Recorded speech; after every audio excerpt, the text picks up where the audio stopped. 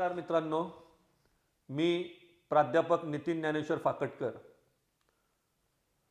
संपादक रोखोक मावळ, संस्थापक अध्यक्ष फाकटकर सरांची नापासांची शाळा। आज आपल्या या कार्यक्रमामध्ये आजचे आपले प्रमुख पाहुणे म्हणजे मावळ तालुक्यातील एक यशस्वी प्रसिद्ध उद्योजक।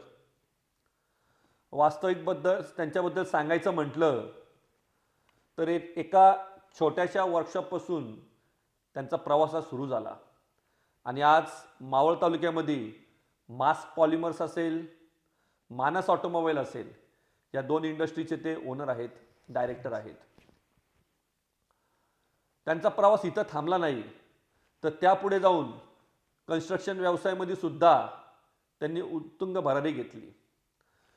त्याचबरोबर उद्योगधंदे करत असताना आपण समाजाला काहीतरी देणं लागतो, त्यासाठी त्यांनी शैक्षणिक क्षेत्रात काम करायचं ठरवलं व मावळ तालुक्यातील एक प्रतिष्ठित अशी संस्था म्हणजे नूतन महाराष्ट्र पॉलिटेक्निक, त्या संस्थेचे ते खजिनदार म्हणून काम पाहतात आणि त्या संस्थेला खऱ्या अर्थाने एक वेगळं स्वरूप देण्याचं, एक वेगळं रूप देण्याचं काम त्यांनी विद्यार्थ्यांच्या मार्फत केलेलं आहे।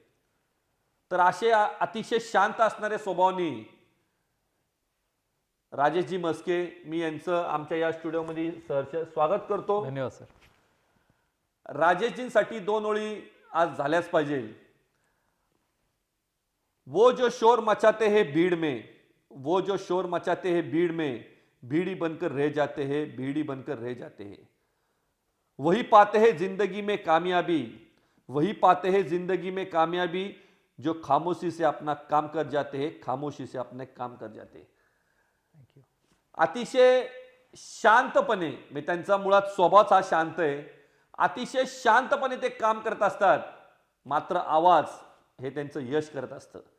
आणि आज म्हणून आपल्या या कार्यक्रमामध्ये त्यांना निमंत्रित करण्याचं कारण आहे की या मावळ तालुक्यातील तरुणांनी नक्कीच त्यांच्या या उद्योजक व्हावं अशी प्रेरणा त्यांच्याकडनं घ्यावी, म्हणून आज त्यांना आम्ही निमंत्रित केलेलं आहे। तर चला आपण आज राजेशजींशी रोखठोकपणे संवाद सुरू करूया। राजेशजी, तुमचं पुन्हा एकदा सहर्ष स्वागत।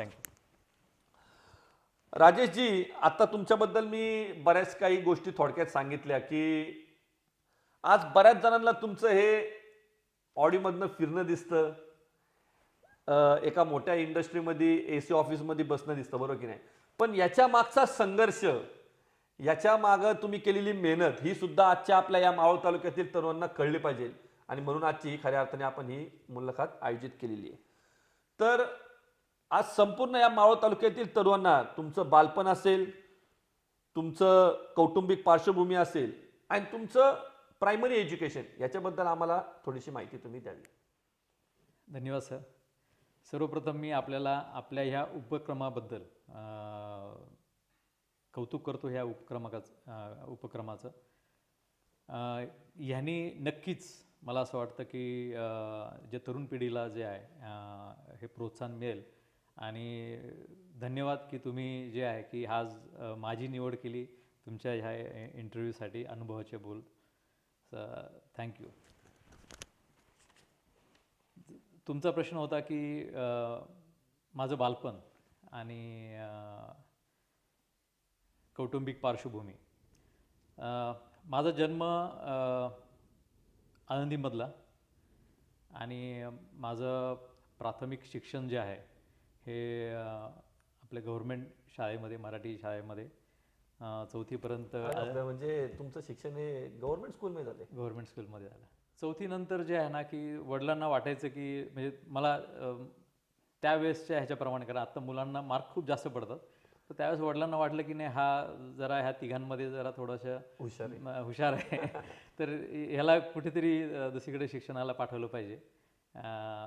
म्हणून 4थीपर्यंत तिचं शिक्षण झाल्यानंतर 5वी ते 7वी मी मामाकडे, मुरलीधर खळदे आमचे मामा, तर मामानी सांगितलं की माझ्याकडे पाठवून दे, इथे मी त्याला तळेगावमध्ये शाळेमध्ये घालतो। 5वी ते 7वी माझं शिक्षण मग रामभाऊ पुरवेकर विद्यानिकेतन मध्ये झालं. 7वी नंतर जे आहे की ज्यावेळेस आमचं आळंदीतनं वडिलांनी मुलांना फ्युचरमध्ये आळंदीमध्ये जास्त स्कोप राहणार नाही ग्रोथसाठी, त्यांनी एक 6,000 स्क्वेअर फूटचा एक प्लॉट घेतला होता भोसरीमध्ये, लांडवाडीमध्ये. आणि आम्ही छोटंसं घर बांधलं तिथे. म्हणजे आमची सुरुवात त्यावेळेस आळंदीमध्ये असताना आपण सिंगल रूममध्ये होतो. म्हणजे धर्मशाळा जी असते त्या धर्मशाळेमध्ये आम्ही सिंगल रूममध्ये पत्र्याची रूम आणि म्हणजे आई जी आहे ती सारवायची खाली. म्हणजे आठवते मला, आम्ही सडा घालायचो शेणाचा वगैरे. एक किती सालची गोष्ट असेल ही? ही 1900 वाटतं 75-77 त्यावेळेसची गोष्ट म्हणजे त्या एका खोलीमध्ये तुमचं वास्तव्य होतं असं होतं. आणि शाळा तुमची नगरपालिकेची. आणि मग त्यावेळेस वास्तविक अशी काही खास परिस्थिती नव्हती. त्यात तुम्ही 3 भावंड आणि त्याच्यात वडिलांचं एक ध्येय की बाबा माझ्या मुलांनी मोठ्या मुलांनी 7वी नंतर चांगलं शिक्षण घेतलं पाहिजे. मी परत मग भोसरीमध्ये आलो मग त्यामुळे मग तिथे शाळा असतील पिंपरी चिंचवडमध्ये, म्हणून मी परत इकडनं 7वी नंतर मी परत भोसरीला शिफ्ट झालो आणि तिकडनं फत्तेचंद जैन विद्यालय जे चिंचवडला आहे मग तिथे ॲडमिशन घेतलं. माझं 10वीपर्यंत जे शिक्षण आहे हे तिथे झालं पिंपरी चिंचवडमध्ये. आणि मग आता 10वी नंतर पुढचं शिक्षणासाठी काय? 10वी नंतर सुरुवातीला जे आहे ना की काय असतं की मित्र जसे म्हणतील बरोबर तसं ॲडमिशन घ्यायचं असं त्यावेळेस पण. आता आमच्या काही मित्रांनी ॲडमिशन घेतलं होतं सायन्सला. तर मी मॉडर्न कॉलेजला पहिल्यांदा 11वीला सायन्सला ॲडमिशन घेतलं. पण त्याच्यानंतर जे आहे ना की एक डोक्यात होतं की इंजिनिअरिंग करायचं. तर म्हणलं तर मग 11वी 12वी करून पण नंतर मग असं ठरवलं की नाही आपण डिप्लोमा करूया. मग डिप्लोमासाठी जे आहे ना मग 11वी ज्यावेळेस ॲडमिशन घेतलं 3-4 महिने मी कॉलेज केलं. त्याच्यानंतर मी सेम इयरला जे आहे ना साताऱ्यामध्ये रयत शिक्षण संस्थेचं जे पॉलिटेक्निक कॉलेज आहे तर तिथे ॲडमिशन घेतलं. मी डिप्लोमा केला 1983-84 साली मला वाटतं 10वी झालं. आणि त्याच्यानंतर मग 87 साली जो आहे माझा 1987ला डिप्लोमा कंप्लीट झाला. आता डिप्लोमा कंप्लीट झाला बरोबर की नाही? मग याच्यानंतर तुम्ही डायरेक्ट उद्योग क्षेत्रात उडी घेतली का पहिला कुठं जॉब केला? कसं होतं ज्यावेळेस मी डिप्लोमा झालो म्हणजे मला वाटतं रिझल्ट पण लागले नव्हते. पण वडिलांचं होतं की कुठेतरी अप्लाय करत म्हणजे मला विचारायचं आज किती ठिकाणी अप्लाय केला आहे असं त्यांचा प्रश्न असायचा. तर मग एक डोक्यात होतं की जॉब करायचा, म्हणजे डिप्लोमा झाल्यानंतर मग जॉब करायचा. आणि फॉर्च्युनेटली मला घरापासून जवळच एक ॲम्फेट्रॉनिक्स म्हणून कंपनी आहे जी कनेक्टर मॅन्युफॅक्चरिंग करते. तर त्या कंपनीमध्ये मला ट्रेनी इंजिनियर म्हणून माझा रिझल्टच्या मला वाटतं एखाद महिना अगोदरच मला तिथे जॉब लागला. तर 1987ला मी कंपनी जॉईन केली तिथे ट्रेनी इंजिनियर म्हणून. सुरुवातीचा पगार किती होता? पहिल्या वर्षी जे आहे ॲज अ ट्रेनी इंजिनियर म्हणून 800 रुपये होता सॅलरी आणि 1 वर्षानंतर तो 1200 रुपये झाला.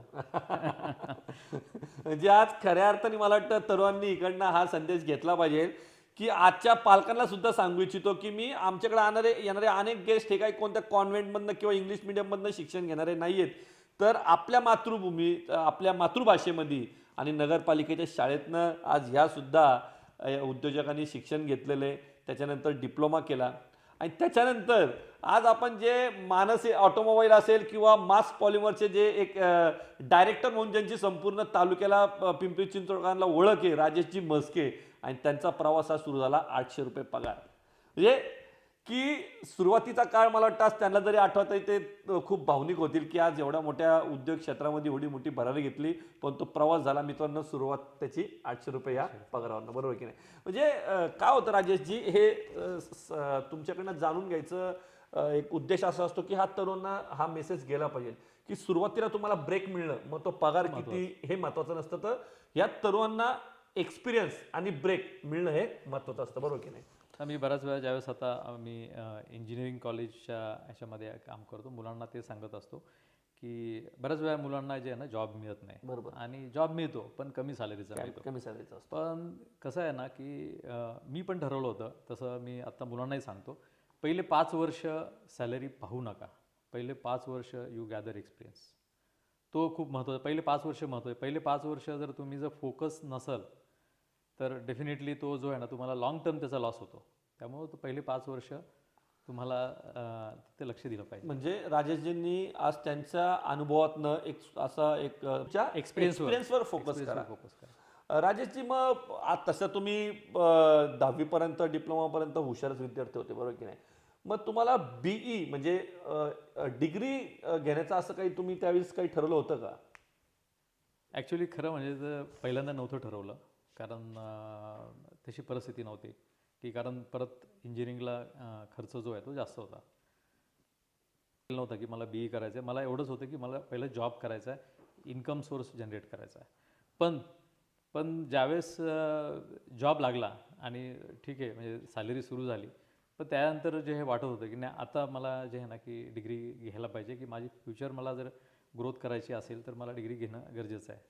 मग त्यावेळेस कुसुरवाडिया जे आहे ह्या कॉलेजमधनं तिथं पार्ट टाईम BEचं कोर्स होता. तर मग आम्ही 1 वर्षाचा त्याला एक्सपिरियन्स लागला होता. 1 वर्षानंतर आम्ही ते ॲडमिशन घेतलं, मी आणि माझे 1-2 मित्र कंपनीतले, ते आम्ही तिथे ॲडमिशन घेतलं. त्यामुळं हा जो होता की डोक्यात एक तर होतं की मी ज्यावेळेस भोसरीला राहिलो होतो की सगळं इंडस्ट्री होती त्यावेळेस भोसरीमध्ये. जर आपण पिंपरी चिंचवड पाहिलं तर जे इंडस्ट्री, छोटे आणि मोठे इंडस्ट्रीज भरपूर होते भोसरीमध्ये. तर ज्यावेळेस काम करताना नेहमी वाटायचं की अरे की आपण पण आपल्याला पण हे करायचं आहे, इंडस्ट्री करायचं आहे, काय करायचं आहे ह्याचं काही म्हणजे काहीच माहीत नव्हतं. जॉब करत असताना हा कुठेतरी डोक्यात विचार येत होता की बाबा भविष्यात आपल्याला सुद्धा एक इंडस्ट्री छोटी का होईनी आपल्याला सुरुवात करायची. जॉब लागल्यानंतर जे आहे ना की मला असं वाटतं 1987 म्हणजे 1 वर्ष आमचं ट्रेनिंग होतं, 1 वर्ष प्रोबेशन होतं, आणि त्यानंतर मला वाटतं 3ऱ्या वर्षी कन्फर्मेशन झालं. सुरुवातीला मी शिफ्ट सुपरवायझर म्हणून मी ॲम्फेट्रॉनिक्समध्ये लागलो. तिथे आम्ही मला वाटतं 1-2-2.5 वर्ष काम केल्यानंतर तिथे जे करायचं होतं म्हणजे मला जे तिथे इम्प्रूव्हमेंट करायच्या होत्या, तर त्या मी केल्या तिथे. आणि फॉर्च्युनेटली जे आमचे चीफ एक्झिक्युटिव्ह आहे म्हणजे ओव्हरऑल जे कंपनी हँडल करायचे chief executive colonel Paul Varghese, त्यांना एकदा म्हटलं सर मला इथे जे करायचं होतं म्हणजे जे इम्प्रूव्हमेंट करायचं होतं इथे ते सगळं केलं. म्हणजे मी त्यावेळेस प्रोडक्टिव्हिटी वाढवणं असेल, वेस्टेज कमी करणं असेल, त्यावेळेस त्यामध्ये भरपूर काम केलं. आणि त्यांनी ते रिअलाईज केलं, म्हणजे चीफ एक्झिक्युटिव्ह असेल किंवा माझे HODs असतील डिपार्टमेंटचे, त्यांनी ते रिअलाईज केलं. आणि मी म्हटलं सर आता इथं मला करण्यासारखं काही नाही आहे, कारण इथं आता तो थोडंसं जॉब मोनोटोनस होत चालला होता, कारण काही नवीन काय करायला नव्हतं तिथे. मग त्याने म्हटलं हे जे टूल्स वगैरे आपण बनवतो तर मला टूल रूममध्ये इंटरेस्ट आहे, तर टूल रूममध्ये. मग ज्यावेळेस त्यांना मी नोट पाठवली की सर मला इंटरेस्ट आहे टूल रूममध्ये, मग त्यांनी जे आहे ना की लगेच पुढच्या अर्ध्या तासामध्ये रिप्लाय आला प्लीज गो हेड. आणि मी टूल रूममध्ये जे आहे ना मी टूल रूममध्ये आलो. मग टूल रूममध्ये आम्ही जे CNC मशीन्स आहेत, म्हणजे टूल रूमच्या EDM वायर कट वगैरे अशा मशीन्स आहेत, ह्या सगळ्या मशीनवर जे आहे ना मला चांगला एक्सपिरियन्स आला. आणि त्याच्यानंतर जे आहे की ज्यावेळेस आता ते सुद्धा मला थोडंसं मोनोटोनस व्हायला लागलं की आता मशीन तर सगळ्या शिकलेल्या आहेत, की मोल्डचे जे आहे ना मशिनिंग वगैरे सगळं करतो, की आता हेच परत करत बसायचं का. म्हणून मग मी परत त्यांना म्हटलं सर की मला जे आहे ना की AutoCAD शिकायचं आहे. कारण तुमचा मुळात राजेशजी, तुमचा मुळात स्वभाव की बाबा कायम माणसाने शिकत राहिलं पाहिजे. म्हणजे तरुणांनी, मला वाटतं की हा मेसेज तुम्ही नक्की तरुणांना यामार्फत आत्ता दिला तर बरा होईल. नाही डेफिनेटली, कारण कसं आहे की आज जरी समजा आम्ही इंडस्ट्रीमध्ये काम करतो तर आज डेली जर आपण म्हटलं तर अपडेशन हे कंटिन्यूस होतं आहे. टेक्नॉलॉजी अपडेशन हे कंटिन्यूस होतं. काही टेक्नॉलॉजी ॲब्सोल्यूट होतं आहे, बरोबर ना. जे खूप चांगलं जास्त चालवतं, जसं आपण म्हणतो कोडॅक आहे. कोडॅक जो आहे त्यावेळेस कोडॅकशिवाय दुसरं कंपनी नव्हते, पण आज ते ॲब्सोल्यूट झाले. त्यामुळे टेक्नॉलॉजी जी आहे ना ही डेली चेंज होते. जसं आता आपण फ्युएल जे आहेत ह्या कार्स जे आहेत काही दिवसांनी तुम्हाला सगळे इलेक्ट्रिक कार पाहायला मिळतील. आणि त्यामुळे ही टेक्नॉलॉजी जुनी IC इंजिनची जी टेक्नॉलॉजी ॲब्सोल्यूट होईल. त्यामुळे जे आहे ना की आपल्याला कंटिन्युअसली म्हणजे समजा एज इज नो बार, पण कंटिन्युअसली नवीन नवीन टेक्नॉलॉजी जी आहे ना की ह्याची माहिती तुम्हाला घेत राहायला पाहिजे. या माध्यमातून राजेशजींनी खूप तरुणांना एक चांगला मेसेज दिलेला आहे की तुमचं शिक्षण हे थांबलं नाही पाहिजे. वय हे त्याला एज बार नसावं आणि तुम्ही नेहमी स्वतःला अपग्रेड करत राहिलं पाहिजे. सर मग पुढं आमच्याकडे एकच PC होतं ज्याच्यामध्ये AutoCAD होतं. तर 4:30ला शिफ्ट संपायची, त्याच्यानंतर अजून एकाचा टाईम. तर मला टाईम त्यांनी दिला की ठीक आहे संध्याकाळी 6 नंतर तुम्ही बसू शकता आणि शिकवायला कोण नाही, तुम्हाला तुमचं शिकायचं. बापरे. तर मग आपण असे सगळे पुल आउट मेनूज असतात त्यातनं जे आहेत की हे शिकत AutoCAD शिकलो. तर मग आम्ही परत आमच्या चीफ एक्झिक्युटिव्हला नोट पाठवली, सर की I am interested to work as a tool designer. तर परत त्यांचं की तुम्ही करू शकाल. म्हणलं यस करेल मला वाटतं. आणि पुढचे 1-2-3 वर्ष जे आहे की मी मोल्ड डिझायनिंग जे आहेत आमचे ते करायचो. मला वाटतं तुम्ही जवळजवळ 10 वर्ष या साधारण जॉब केला, बरोबर की नाही? मग आता हिकडनं बाबा तुमचा जो याचा स्वतःचा व्यवसाय, स्वतःचं स्मॉल स्केल इंडस्ट्री, याची सुरुवात कशी झाली? आता ह्याच्यानंतर जे आहे म्हणजे आमचं मी टूल रूम नंतर जे आहे ना की परत नोट गेली सरांना आणि मला म्हणलं मला डेव्हलपमेंटमध्ये काम करायचं, प्रोडक्ट डेव्हलपमेंटमध्ये शेवटची मला वाटतं 1-1.5 वर्ष मी प्रोडक्ट डेव्हलपमेंटमध्ये काम केलं. मग त्या मला जो आहे ना टोटल ओव्हरऑल मला एक्सपिरियन्स आला. एक मनात होतं नेहमी काहीतरी स्वतःचं काही ना काहीतरी करायचं, पण काय करायचं, कारण ही मोठी इंडस्ट्री होती समजा ही ॲम्फेट्रॉनिक्स त्यावेळेस, किंवा त्यांचे प्रोडक्ट किंवा त्याचा जो आहे तर त्यातनं इमिजिएटली काय करायचं हे समजत नव्हतं. आमच्या घरामध्ये म्हणजे आमचे जे मोठे मामा आहेत गोविंद खळदे, की हे एकच जे नाही इंडस्ट्रीमध्ये होते म्हणजे आहेत. तर मी त्यांच्याकडे गेलो, मामा आता मी जो माझा 9-10 वर्षाचा एक्सपिरियन्स झालेला आहे, तर काहीतरी करायचं आहे आम्हाला. तर मग तो मामा म्हटला की टेफ्लॉनचं जे आहे ना तू हे करतो का मशिनिंग वगैरे. तर म्हणलं ठीक आहे तू मला, पण त्यांनी मला त्या सुरुवातीला जे आहे ना की एक माणूस ऑपरेटर जो होता तो दिला, त्याला म्हणता की हा तुम्हाला थोडंसं माहिती वगैरे देईल, त्यात तुम्ही ते सुरू करा. मीन टाईम जे आहे ना की माझा लहान भाऊ जो आहे तो BCom झाला होता आणि त्याच्यासाठी काहीतरी सुरू करायचं होतं. आणि मग सुरुवातीला मी माझा जॉब कंटिन्यू ठेवला आणि आम्ही टेफ्लॉनचे रॉड रेडीमेड मार्केटमधनं मुंबईतनं जायचा तो घेऊन यायचा आणि मग आम्ही तो जो ऑपरेटर ठेवला होता, एक लेथ मशीन घेतली. मला आठवतं की 27,000ची पहिली लेथ मशीन घेतली, एक छोटं शॉप भाड्याने घेतलं होतं आणि टर्निंग करून टेफ्लॉनचे जॉब हे करून आम्ही विकायला सुरुवात केली. पण खूप त्याचा जम बसत नव्हता आणि जो ऑपरेटर दिला होता तो म्हणजे की कधी असायचा कधी नसायचा. म्हणजे 8-15 दिवस थांबले की तो गेला की परत यायचा नाही. मग शेवटी आम्ही स्वतःला, भावाने असेल किंवा मी असेल, आम्ही स्वतःला ट्रेन करायला सुरुवात केली की आम्ही संध्याकाळी मी कंपनी सुटल्यानंतर आम्ही ते मशीनवर जाऊन जे आहे जॉब बनवायला सुरुवात केली. हे जे आहे ना हे चाललं, पण तरीसुद्धा त्यातनं जे ना खूप कशी ग्रोथ होत नव्हती म्हणजे अपेक्षित. हां, म्हणजे तेवढा बिझनेस डेव्हलप होत नव्हता. कारण काय असतं की ज्यावेळेस आपण जॉब करतो त्यावेळेस आपल्याला फक्त एकच नॉलेज येतं की प्रोसेसिंगचं किंवा टेक्निकल नॉलेज येतं. पण सगळ्यात मोठं जे आहे की तुम्हाला लीगल असेल किंवा तुम्हाला फायनान्शियल असेल, तुम्हाला मार्केटिंग असेल, हे नॉलेज जे आहेत ना हे येत नाही. आणि बिझनेस सक्सेस होण्यासाठी ह्या तिन्ही गोष्टी ज्या आहेत ना ह्या तेवढ्याच महत्त्वाच्या आहेत. मार्केटिंग, फायनान्स आणि प्रोडक्शन. तर ह्या लीगल म्हणजे आता बऱ्याचशा लीगल काही गोष्टी असतात ते माहीत नाही तरीसुद्धा प्रॉब्लेम येऊ शकतो इंडस्ट्रीमध्ये. मग हे प्लस मायनस चालू होतं. म्हणजे सेल असं काही खूप चांगला होत नव्हता. पण शेवटी मी रिअलाईज केलं की मी जॉब करून जे आहे की हे खूप काही होणार म्हणजे शक्य नाही, बिझनेस हा होणार नाही. त्यामुळे मला वाटतं 96-97ला मी जॉब सोडला. त्यावेळेस काय पगार होता? त्यावेळेस मला काहीतरी मला वाटतं 6,500-7,000 रुपये पगार होता त्यावेळेस. इंडस्ट्री पहिली सुरू केली त्यावेळेस नेहमीप्रमाणे आपल्याला पहिला फायनान्सचा हा प्रॉब्लेम असतो. पण तो जो आहे की आम्ही जे माझं सॅलरी जमा झाली होती प्लस काही लोन काढून जे आहे की आम्ही जी इंडस्ट्री आहे पहिली जर मला वाटतं काहीतरी दीड एक लाख रुपये लोन काढला असेल आणि आम्ही इंडस्ट्री सुरू केली पहिली टेफ्लॉन मोल्डिंगची. ती घराच्याच बाजूला म्हणजे जास्त पैसे लागू नये म्हणून घराच्या बाजूला 10 HP पॉवर घेतली. घराच्या बाजूला एक पडवी उतरवली. तुमचं आता जे पहिलं वर्कशॉप होतं ते तुम्ही बंद करून तुमच्या ते रेंटल होतं. हां, ते रेंटल होतं. मग ते बंद करून घराशेजारी यायचं कारण?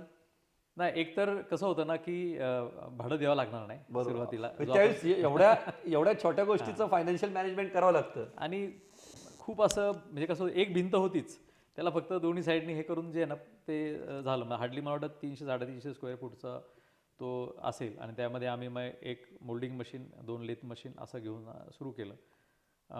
मला असं वाटतं पहिले 5 वर्ष जे आहेत ना भाऊ असेल मी असेल आम्ही म्हणजे ह्या कंपनीचे ऑपरेटर पण म्हणजे आम्ही होतो. 1-2 लोकं घेतली आम्ही नंतर. ऑपरेटर पण आम्ही होतो. त्यानंतर इन्व्हॉइस पण आम्हीच बनवायचा. त्याचं डिस्पॅच पण आम्ही स्कूटरवर जे आहे.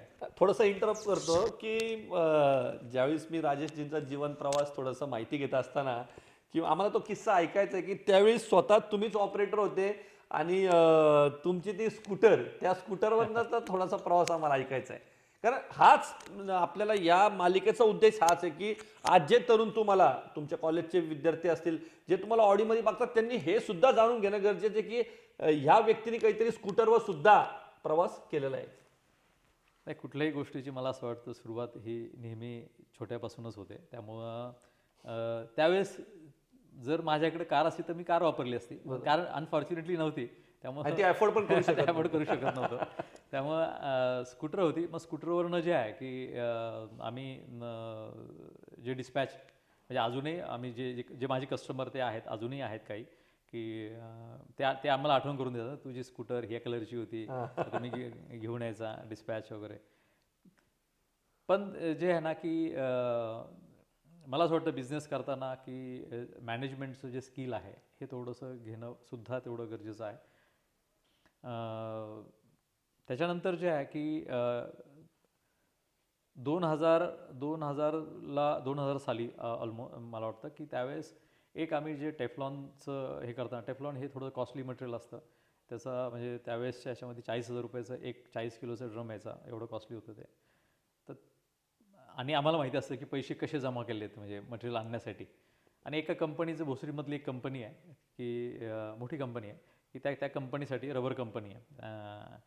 तर त्या कंपनीसाठी जे आहे ना की आम्ही ते काही पार्ट्स त्यांचे आम्ही डेव्हलप केले आणि सगळं रेडी झालं.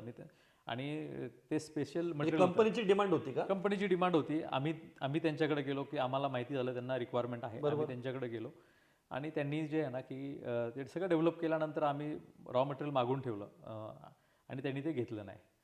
तर म्हणजे कंपनीची रिक्वायरमेंट होती म्हणून तुम्ही त्या कंपनीमध्ये त्या ऑर्डरसाठी गेले, सगळी तयारी पण केली आणि त्यांनी ते नाही घेतलं आमच्याकडनं. म्हणजे त्याचं रिझन जे आहे की मला वाटतं त्यांनी स्वतःच ते डेव्हलप केलं इन हाऊस वगैरे असं काय असेल. पण त्यांना मी रिक्वेस्ट केली होती की पण आता तुम्ही हा केलेला खर्च तर बराच होता ना? हा खर्च बराच होता. तो रॉ मटेरियलसाठी केलेला खर्च बराच होता. आणि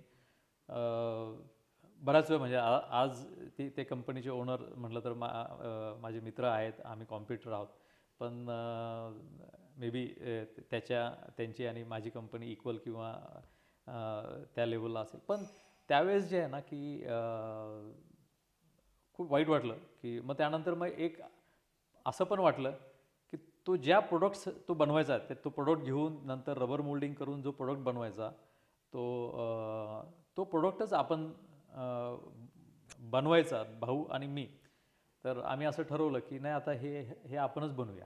ग्रेट. हे जे आहे ना आणि म्हणजे आपण म्हणतो जिद्द असते एक म्हणजे थोडक्यात निगेटिव्हिटी मधनं तुम्ही पॉझिटिव्हकडे चालले होते की म्हणलं ही जिद्द होती की नाही रे हे जर समजा की तो म्हटला नाही घेत मग आम्ही जे आहे ना आम्ही ते बनवायला प्रोडक्ट आम्ही म्हटलं बनवूया असं केलं.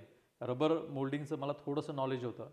पण त्या नॉलेजवर जे आहे आम्ही थोडं स्टडी करून जे आहे ना की एक मशीन घेतली आणि रबर मोल्डिंगला सुरुवात केली. त्यावेळेस सुरुवातीला LML जी आहे वेस्पा, LML वेस्पा ही कंपनी, कानपूरची कंपनी. तर तर त्यांना आम्ही जे आहे ना, कंपनी आमची तर खूपच म्हणजे खूपच छोटी होती म्हणजे त्यावेळेस. तर LMLची ज्यावेळेस आहे ना, त्यांच्याकडे आम्ही इंट्रोडक्शन पाठवलं, तर त्यांनी आम्हाला ड्रॉइंग पाठवलं की, आणि कारण ज्यावेळेस मला समजलं की त्यांना ह्या पर्टिक्युलर अशा टाईपच्या प्रोडक्टला जो आहे ना, त्यांना खूप प्रॉब्लेम आहे, डेव्हलपच होत नव्हता. त्यांचं मोटरसायकल त्यांनी बनवलं होतं नवीन, आणि त्यांना हे करायला, त्याचं प्रोडक्शन करायला त्यांना प्रॉब्लेम येत होता. त्यांनी म्हणजे माझं कंपनी पाहिली नाही, काय नाही, कारण खूपच छोटी कंपनी होती. पण त्यांनी मला जे आहे ना, त्यांनी विश्वास ठेवून आम्हाला तो जो आहे ना, तो प्रोडक्ट आम्हाला त्यांनी डेव्हलपमेंटला दिला, आणि आम्ही अक्षरशः मला वाटतं 15-20 दिवसामध्ये तो टोटल प्रोडक्ट डेव्हलप केला. त्यानंतर कानपूरला घेऊन गेलो तिकडे, तर तिथे दे वर व्हेरी हॅपी की हे प्रोडक्ट पाहिल्यानंतर. मग त्यानंतर जे आहे ना, जे सुरुवातीच्या ज्या फेजमध्ये आम्हाला जी मदत झाली, म्हणजे जो बूस्ट मिळाला त्या कंपनीतनं मिळाला, की म्हणजे मला वाटतं पहिले 1-2 वर्ष जे आहे हे बऱ्यापैकी त्यांनी जे आहे ना, माझ्याकडनं पर्चेसिंग केलं. म्हणजे एका स्टेजवरनं दुसऱ्या फेजमध्ये जाण्यासाठी जो आहे ना, तो मला खूप बेनिफिट साथ दिला. मग त्यानंतर जे आहे ना, की मी अजूनही म्हणजे सगळ्यांना सांगेल की ज्यावेळेस आहे ना, की तुम्ही बिझनेस करताना तुम्हाला जे काही पोटेन्शियल असेल, बरोबर. हे सगळ्यात मोठं पोटेन्शियल नेटवर्किंग आहे. सो नेटवर्किंग ज्याचं चांगलं त्याचा बिझनेस चांगला. त्यामुळे जेवढं नेटवर्किंग करता येईल, जेवढे तुम्हाला कॉन्टॅक्ट्स डेव्हलप करता येईल, कारण ते कॉन्टॅक्ट्स कधी पण वेस्ट जात नाही. तेवढे जे आहेत ना, म्हणजे तुमचे फ्रेंड्स असतील, तुमचे रिलेटिव्ज असतील, त्यानंतर इंडस्ट्रीयल जे रिलेशन्स असतील, तर जेवढे तुम्ही डेव्हलप कराल, तर तेवढा तुमचा बिझनेस जो आहे तो ग्रो होतो. कारण ह्या ज्यावेळेस आम्ही LMLचं केलं, त्यानंतर आम्ही अप्रोच केलं बजाज ऑटो, आम्ही अप्रोच केलं हिरो होंडा, त्यावेळेस कंपनी होती, हिरो होंडाला अप्रोच केलं. बजाज ऑटोचं जे आहे ना, की त्यावेळेस मग भेगडे साहेबांचा आम्ही सपोर्ट घेतला. त्यांना म्हटलं की सर, की आपल्याला जे आहे ना, आम्ही ऑलरेडी हे करतो आहे, तर बजाज ऑटोमध्ये आपलं काय, कारण एवढं पॉसिबल नव्हती, बजाज ऑटो मोठी कंपनी होती. पण त्या दरम्यान तुम्ही 2002 साली मला वाटतं टाकवेला पण एक प्लांट हे केला का? हां, टाकवेला ॲक्च्युली ही जी रबर कंपनी आहे, ही रबर कंपनी टाकवेलाच आपण चालू केली होती, इंद्राणी इंडस्ट्रियल इस्टेटमध्ये. मग तिथे मला असं वाटतं आम्ही 1-2 वर्ष आम्ही तिथे काम केलं टाकवेमध्ये. पण टाकवी काय होतं, त्यावेळेस एवढं इंडस्ट्रीसाठी डेव्हलप नव्हतं झालं. म्हणजे जे ऑपरेटर असणं किंवा मला छोट्या छोट्या गोष्टी ज्या लागायच्या, हार्डवेअरची दुकानं जर म्हटलं तर इव्हन तळेगावात पण त्यावेळेस तशी टूल्स आणि हार्डवेअरची दुकानं नव्हती. मग ते छोट्या छोट्या गोष्टीसाठी एक छोटं ड्रिल नसेल तरीसुद्धा मला पिंपरी चिंचवडमध्ये यावं लागायचं. मग त्याला आम्ही पाहिलं की हे फिजिबल होत नाही आहे. म्हणजे मग त्यानंतर जे आहे की मला वाटतं 2002-3ला साधारणतः आम्ही तळवडेमध्ये एक आमचे काका, त्यांनी आम्हाला एक शेड जे आहे ना, आम्ही घेतलं त्यांच्याकडनं भाड्याने, आणि तिथे आम्ही तळवडेमध्ये सुरुवात केली. मग त्याच्यानंतर आम्ही तिथे तळवडेमध्ये आम्ही स्वतःची पण जागा घेऊन तिथे इंडस्ट्री वाढवली. आणि तळवडेमध्ये समजा नेक्स्ट जी आपण ग्रोथ म्हटलं, तर आम्हाला तळवडेमध्ये बिझनेसची ग्रोथ जी आहे ही चांगली झाली.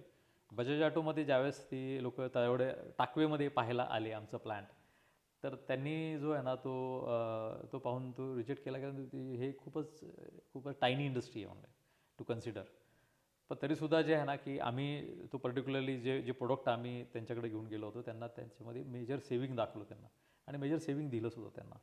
की जो 120 रुपयाचा प्रोडक्ट होता, तो आम्ही 60 रुपयाला आणला. 50% त्यांना रिडक्शन होतं.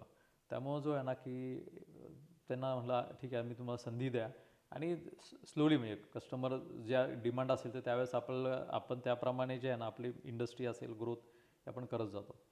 मग तळवडेमध्ये आल्यानंतर एक थोडासा रोखठोक प्रश्न विचारतो या माध्यमातून. आता वास्तविक पाहिला तर भेगडे साहेबांचा तुम्हाला तसा मोठा सपोर्ट, बरोबर की नाही?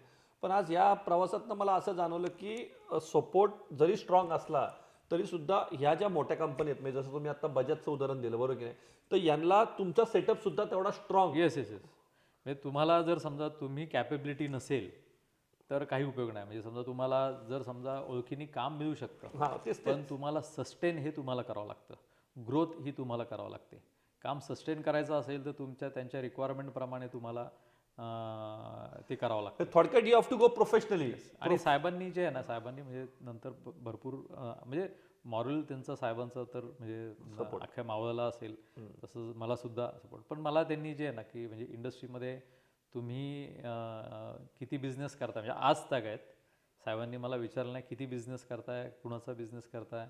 ते मला विचारत असतात किती लोक काम करतात, मग त्यांना तुम्ही काय काय बेनिफिट देतात वगैरे. हे मला साहेबांचे आत्ता प्रश्न असतात.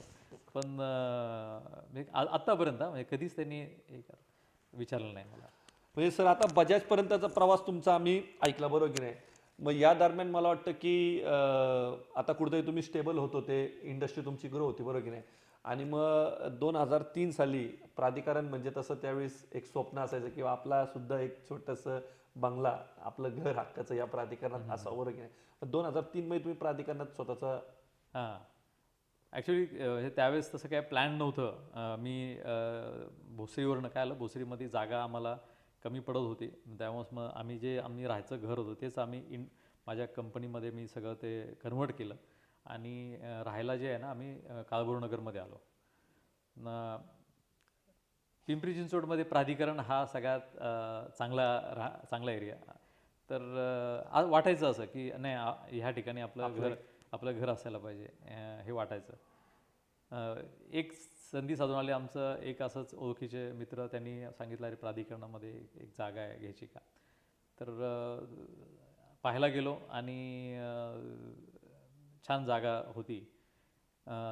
तर ती जागा आम्ही त्यावेळेस फायनल केली आणि 2004ला जे आहे 4ला आम्ही तिथे कन्स्ट्रक्शन करून 2004ला तिथे राहायला गेलो. सर हे करत असताना मला वाटतं की 2008ला रामदास आप्पा काकडे यांच्याबरोबर तुम्ही एका पॉलिमर इन्सुलेटर ह्या प्रोडक्टसाठी एक मला वाटतं पार्टनरशिप केली. तो पण थोडासा आम्हाला 2000 मीन टाईम जे आहे ना की 2004-2005ला जे आहे की भोसरीची जी एरिया जो आहे ना आम्हाला शॉर्ट पडत होता, म्हणून आम्ही MIDC एस ब्लॉकमध्ये जे आहे ना की एक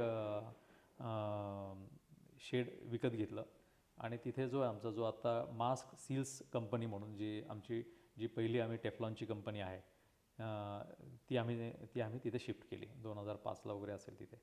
आणि 2008ला जे आहे की ज्यावेळेस मी जे कोरियाला एकदा मशीन पाहण्यासाठी गेलो होतो त्यावेळेस मला पॉलिमर इन्सुलेटर म्हणून जे डिस्ट्रीब्युशन ट्रान्समिशन लाईटचे जे काम असतात त्याला ते इन्सुलेटर लागतात, जे पोर्सलिनचे असतात.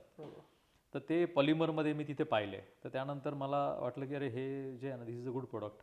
मग ज्यावेळेस मी स्टडी केलं तर इंडियामध्ये कुठेतरी मला वाटतं साऊथला एक कंपनी बनवत होती, पण मार्केट तेवढं ओपन नव्हतं झालं. मग त्यावेळेस आम्ही जे आहे ना की रामदास आप्पांना मी सांगितलं की हा प्रोडक्ट आहे, चांगला प्रोडक्ट आहे, आपण डेव्हलप करू शकतो. मग त्यांनी लगेच म्हटलं की नाही ठीक आहे, चांगलं आहे, नवीन टेक्नॉलॉजी आहे, सो विल गो ॲट. आम्ही नवला कुंभरेला आम्ही तो प्लॅन्ट सुरू केला पॉलिमर इन्सुलेटरचा.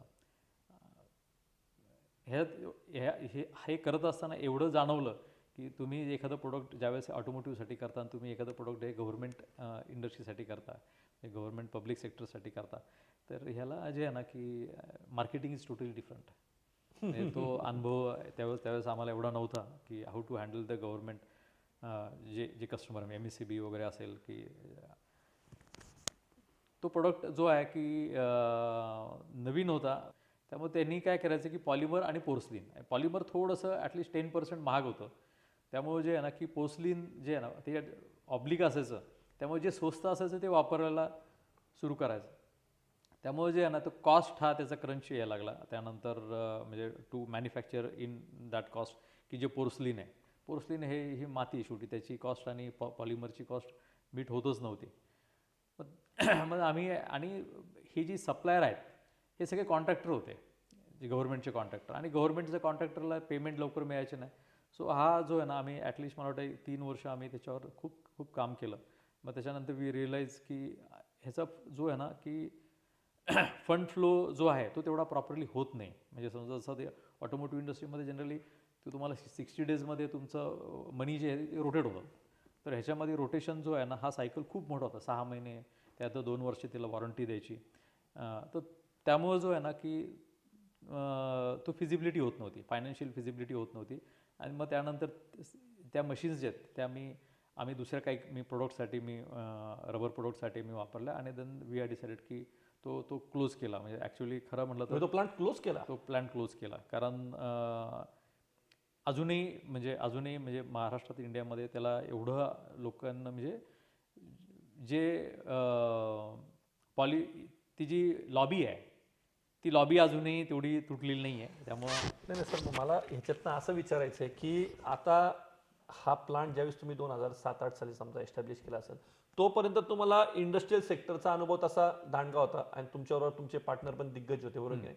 पण असं असताना सुद्धा एक इंडस्ट्री शटडाऊन करायला लागते म्हणजे ते अपयशच म्हणायचं, बरोबर की अपयश नाही? आहे, मग म्हणजे मला तुम्हाला या प्रवासाबद्दल असं विचारायचं आहे किंवा तुम्ही आजच्या या आपल्या विशेषतः तरुणांना काय याच्यातनं मेसेज देतात की बाबा अपयश सुद्धा कधीतरी येऊ शकतं. नाही, अपयश हे डेफिनेटली म्हणजे आपण म्हणतो अपयश ही यशाची पहिली पहिली पायरी आहे. पण हे जे आहे ना की कुठलंही इंडस्ट्री सुरू करताना म्हणजे की खरंच म्हणजे त्यावेळेस जे आहे ना की इमोशन जास्त असायचे स्टडीपेक्षा. तर कुठल्याही इंडस्ट्री स्टडी करताना आत्तासुद्धा आम्ही काही प्रोडक्ट चालू करताना आपण मार्केट स्टडी करतो, बरोबर. बरोबर ना? आणि तो मार्केट स्टडी प्रोफेशनल लोकांकडनं आपण करून घेतो.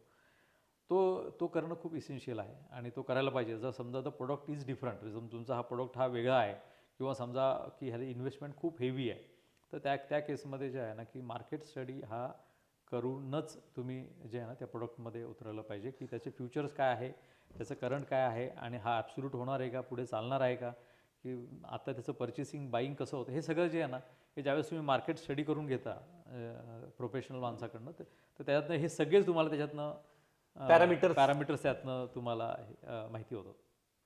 म्हणजे सर आत्ता तुम्ही जे आत्ता तुमच्या ह्या थोडंसं अपयशाबद्दल सांगता सांगता असं जाणवलं की ज्यावेळेस तुम्ही एखादी इंडस्ट्री सेटअप करता तिथं इमोशन्स किंवा भावना याला किंमत नाही दिली पाहिजे. मग थोडंसं अजून सविस्तरपणे बाबा की म्हणजे आता समजा नवीन तरुण जे उद्योजक होण्यासाठी इच्छुक आहे, बरोबर की नाही, किंवा ज्यांना एंट्री करायचे, पहिलं पाऊल टाकायचंय, मग त्यांनी नक्की कशा प्रकारे अभ्यास केला पाहिजे? मग तो मॅनेजमेंटचा असेल, फायनान्सचा असेल, सगळ्याच पॅरामीटर्स लक्षात घेणं हा थोडासा आपल्या तरुणांना तुम्ही संदेश देता, बरोबर? नाही, इंडस्ट्री चालू करताना जो आहे ना की म्हणजे तुम्हाला मी हे सांगेल किंवा तुम्हाला नेटवर पण मिळेल की the major industries failure is because of miss finance management. Finance मॅनेजमेंटला जे आहे ना की बऱ्याच वेळा हा बिझनेस सुरू होतो आणि नंतर मिस फायनान्स मॅनेजमेंटमुळं जो आहे ना की तो बिझनेस जो आहे तो पुढे होत नाही. किंवा जसं इमोशन आहे, जर समजा एखादा बिझनेस जर समजा तुम्हाला असं वाटलं की चालत नाही आहे पण तुम्ही तसंच रेटताय त्याला, बरोबर ना, लॉसमध्ये आहे पण तसंच नाही. तुम्ही आज जर सगळ्यात मोठं उदाहरण म्हटलं तर विजय मल्ल्याचं, जर त्यांना माहिती होतं की की तुम्हाला इंडस्ट्री ही आमची लॉसमध्ये आहे, की लॉस जो आहे की तुम्ही सस्टेनेबल जोपर्यंत तुमच्याकडे तेवढी सावर आहे तोपर्यंत तुम्ही सस्टेन करू शकता. तर त्यामुळे ते म्हणून तुम्ही राईट डिसिजन राईट टाईमला घेणं गरजेचं आहे. मग त्याच्यामध्ये इमोशन आणायला नाही पाहिजे. जर समजा हे चालत नाही आहे तर चालत नाही आहे ते बंद करा, बरोबर. ॲटलिस्ट पुढचं माझे लॉसेस जे आहेत ना ते थांबले पाहिजेत. म्हणजे कुठं थांबायचं हे पण कळलं पाहिजे. हे कळलं पाहिजे. फायनान्सचं जे आहे ना, फायनान्सचं नॉलेज आणि फायनान्सचं मॅनेजमेंट हे पण खूप महत्त्वाचं आहे. बऱ्याच वेळा काय होतं की आपण नवीन इंडस्ट्री सुरू करताना म्हणजे की नवीन मशीन घ्या, नवीन जागा घ्या, बांधकाम करा, बरोबर ना, की ह्याच्यात नाही पडलं पाहिजे. तुम्ही म्हणजे मी तर म्हणेल की पहिलं रेंटल घ्या. म्हणजे स्वतःची जागा ही काय बेसिक आवश्यकता नाही. काही गरज नाही. सुरुवातीला जे आहे ना तुम्हाला इंडस्ट्री डेव्हलप करताना तुम्हाला मॅक्सिमम तुमचे जे पैसे आहेत हे तुम्हाला इक्विपमेंट आणि तुमचं रॉ मटेरियल ह्याच्यामध्ये घातले पाहिजे किंवा मॅनपॉवर. समजा की ह्यात सगळ्यात मोठा कणा जो आहे तो मॅनपॉवरचा आहे. तर ह्याच्यामध्ये तुम्ही इन्व्हेस्टमेंट केली पाहिजे की ना की समजा तुम्ही आज मोठं ऑफिस केलं, बरोबर, ऑफिसला पैसे खर्च केले, त्यानंतर तुम्ही चांगल्या मशीन तर चांगल्याच पाहिजेत पण मशीन नवीन घेतल्या, जुन्या मशीनमध्ये जर होत असेल तर ते सुद्धा तुम्ही करू शकता. आम्ही पण बऱ्याच वेळा सुरुवातीला जुन्या मशीन परचेस करूनच काम सुरू केलं होतं. स्वतःची जागाची गरज नाही, रेंटल जागा घ्या. तुम्हाला तुमचं जिथे पॉवर आहे सगळं आहे, सो ती कॉस्ट जी आहे ती कॉस्ट तुमची वाचते. तुमची सस्टेनेबिलिटी जे समजा कसं होतं बिझनेसमध्ये, कसं की सुरुवातीला इमिजिएटली पहिले 3 वर्ष जे आहेत ना की ते आपण म्हणतो लहान मुलासारखं तुम्हाला ते तुम्हाला जपावं लागतं. पहिले 3 वर्ष बिझनेसमध्ये खूप महत्त्वाचे आहेत. पहिले 3 वर्ष तुम्ही जेवढं प्रॉपरली त्यात लक्ष द्याल आणि तुमचं फायनान्स मॅनेजमेंट पहिले 3 वर्ष तुम्ही कसं सांभाळताय, उद्या तुम्ही हे पण विचार केला पाहिजे, जर माझे पहिले 6 महिने माझा तेवढा सेल झाला नाही तरीसुद्धा मी सस्टेन कसं करू शकेल. सस्टेन हा खूप मोठा कन्सेप्ट आहे याच्यातला. तुम्हाला जर लॉंग टर्म साठी टिकायचं असेल तर तुम्हाला सुरुवातीची पहिली 3 वर्ष ही सस्टेन करावीच लागतात. सस्टेन करायला पाहिजे. तर तो जो आहे की तिथे बऱ्याच वेळा मी पाहिलं की ते फेल्युअर होतात किंवा समजा फोकस राहत नाही. फोकस म्हणजे मी आज हे केलं की मला पुढे दुसरं काहीतरी चांगलं दिसलं, मी तिथे केलं. ठीक आहे की तुम्ही डायव्हर्सिफाय असलं पाहिजे की समजा की कधी कधी एखादा बिझनेस जो आहे तो सॅच्युरेशन येतं आणि तो बिझनेस बंद होऊन जातो. तर डायव्हर्सिफिकेशन पाहिजे. पण जे आहे ना की एक्झिस्टिंग तुम्ही स्टेबल करून सस्टेन करून मग डायव्हर्सिफाय करा. हा म्हणजे हा जर तुमचा फायनान्शियल स्टेबल सस्टेन आहे तर तुम्ही डायव्हर्सिफाय केलं तर बऱ्याच ठीक. वेळा असं होतं ना की हा बिझनेस थोडा चाललाय चांगला की लगेच एकदम डायव्हर्सिफाय केली मग मग पण त्यावेळेस जे आहे ना की त्यावेळेस मग जर समजा इकडे प्रॉब्लेम झाला तर मग टोटली तुमचं जे फायनान्शियल गणित जे आहे ना हे कोलमडून जातं. त्यामुळे जो आहे की मला असं वाटतं की आपला जो जिथनं आपल्याला जनरेशन होतं आहे तिथे पहिल्यांदा इन्व्हेस्ट केली पाहिजे. जिथनं आपल्याला पैसे मिळतात तिथे इन्व्हेस्टमेंट करा, नंतर बाकीच्या ठिकाणी इन्व्हेस्टमेंट करा. खूप सविस्तर आणि छान अशी मला वाटतं प्रत्येक पॅरामीटर लक्षात घेऊन मग त्यांनी फायनान्शियल मॅनेजमेंट असेल आणि सगळ्याच त्यांनी बाबतीत तरुणांना चांगला एक संदेश दिलेला आहे. मला वाटतं आता हा प्रवास आपण असाच पुढं चालू ठेवूया. आणि आता मला वाटतं की 2011-12ला बरोबर की नाही आंबी येथे तुम्ही मास पॉलिमर ही सेटअप केली, तर त्याबद्दल आम्हाला तुमचं ऐकायला आवडेल. तळवडेमध्ये जी होतं ते इंडस्ट्री जी जागा होती आणि तो स्कोप संपला होता, तिथं जागा नव्हती आणि साईडला सगळ्या इंडस्ट्री होत्या. तिथं वाढण्यासाठी मला स्कोप नव्हता. रेड झोनमध्ये पण तो एरिया गेला होता. त्यामुळं जे आहे ना की एक चाकण किंवा तळेगाव, मग शेवटी मग मी ही जी जागा आंबीची आहे मी पहिल्यांदा असं फार्म हाऊससाठी म्हणून घेतली होती. पण नंतर जे आहे ना की मला असं वाटलं नाही आता मला हे इंडस्ट्री जी आहे ही एक्सपांड करायची. कस्टमरनी सुद्धा प्रोत्साहन दिलं. ते म्हटले की जर समजा तुम्ही डेडिकेटली हे प्रोडक्ट्स घेऊन तुम्ही तिथे इंडस्ट्री टाकली तर आम्ही तुम्हाला काम देऊ. तेव्हा आम्ही आंबीला 2011-12ला मास पॉलिमरची जी आहे की रबर मोल्डिंग प्रोडक्ट्सचा आम्ही प्लांट सुरू केला. त्याच्यानंतर जे आहे की 2000 आज साधारण आज आपल्या मास पॉलिमरमध्ये किती संख्या आहे लेबरची? लेबर साधारणतः 300 लोक काम करतात. साधारणतः 100 स्टाफ काम करतो तिथे. आणि ह्या सगळ्या मला असं वाटतं ह्या सगळ्या पिरियडमध्ये म्हणजे 2097 आत्तापर्यंत जर म्हटलं तर म्हणजे सगळ्या लोकांची साथ जी आहे ही मिळत गेली. म्हणजे मला असं वाटतं की मी ब्लेस्ड आहे की माझ्यावर प्रेम करणारी जी लोकं आहेत ना ही सगळीकडे मला भेटत गेली. म्हणजे घरातली असेल, आईवडील असेल, बायको असेल, राजश्री असेल, मुलं असेल किंवा बाहेरचे मित्रपरिवार असेल, माझे कस्टमर असेल, माझे एम्प्लॉई असेल जे आहे ना. आणि म्हणजे आत्तापर्यंत मला असं आठवत नाही की माझं भांडणं झालेलं आहे किंवा कुणाशी पटत नाही आहे, असं कधीच झालं नाही. तेव्हा मला असं वाटतं की मी ब्लेस्ड आहे की मला आत्तापर्यंत जे आहे ना की सगळे प्रेम करणारी लोकं मिळाली आणि त्यांनीच माझी जी ग्रोथ जी आतापर्यंत केलेली आहे ही त्या लोकांनीच केलेली आहे. राजेशजी मला वाटतं की मास पॉलिमर नंतर मला वाटतं मानस ऑटोमोबाईल ही जी थोडीशी आपण म्हणू की बॅकफुटला गेलेली इंडस्ट्री होती ती सुद्धा तुम्ही टेक ओव्हर केली. 2015ला मला वाटतं की ही इंडस्ट्री ॲक्च्युली सीक युनिट होत चालू होतं. म्हणजे इंडस्ट्री चांगली होती, म्हणजे प्रोडक्ट चांगले होते, पण ते सीक युनिट झालं होते because of again miss finance management. बरोबर. तर 2000 मला कंपनी समोरच होती. जो ओनर जे आहे एकदा मला भेटले, असं असं आमचं प्लॅनिंग आहे की सेल करायचं. सो देन आम्ही जे आहे ना मी आणि माझे एक मित्र श्रीकांतजी बडवे, बडवे ऑटोकॉमचे मॅनेजिंग डायरेक्टर. श्रीकांतजी वडे म्हणजे खूप मोठं प्रस्थ आहे. मोठं पस्त हां, माझे खूप चांगले मित्र आहेत आणि त्यांना मी सांगितलं की असं असं माझ्याकडे इंडस्ट्री आहे. आणि ॲक्च्युली त्यावेळेस कसं होतं ना की त्यावेळेस स्कोप असा होता की मी एकटंसुद्धा ती घेऊ शकलो असतो. म्हणजे आणि तो ओनरसुद्धा असं मला म्हटला की नाही तुम्ही स्लोली मला पेमेंट द्या, पण तुम्ही घ्या. पण मी त्यावेळेस काय पाहिलं की जर समजा की जर तुम्हाला ग्रो करायचं असेल तर तुमच्याबरोबर म्हणजे आपण म्हणतो ना संगत कशी आहे हे खूप महत्त्वाचं असतं. तर त्यावेळेस मी म्हटलं की ही माझी इंडस्ट्री आज इथे आणि बडवे साहेबांची इंडस्ट्री माझ्यापेक्षा खूप मोठी आहे. तर ज्यावेळेस इन्व्हॉल्व्ह होईल किंवा त्यांची लोकं इथे इन्व्हॉल्व्ह होतील त्यावेळेस मला बरंच काही शिकायला मिळेल. आणि त्याच्यामध्ये मॅनेजमेंट असेल, रिव्ह्यूज कसे घ्यायला पाहिजेत किंवा डिसिजन कसे घ्यायला पाहिजेत. म्हणजे आत्ता पण जर सांगतो तुम्हाला की मला कधी पण काही डिसिजन घ्यायचे असतील किंवा काय, आपल्याला म्हणतो ना एक आपल्या स्वतः सेल्फ मोटिवेशन जे आहे की आपण जाऊन एकदा त्यांना भेटलं, त्यांच्याशी बोललं किंवा त्यांच्या सहवासात राहिलं तरीसुद्धा तुम्ही मोठं डिसिजन घेऊ शकता.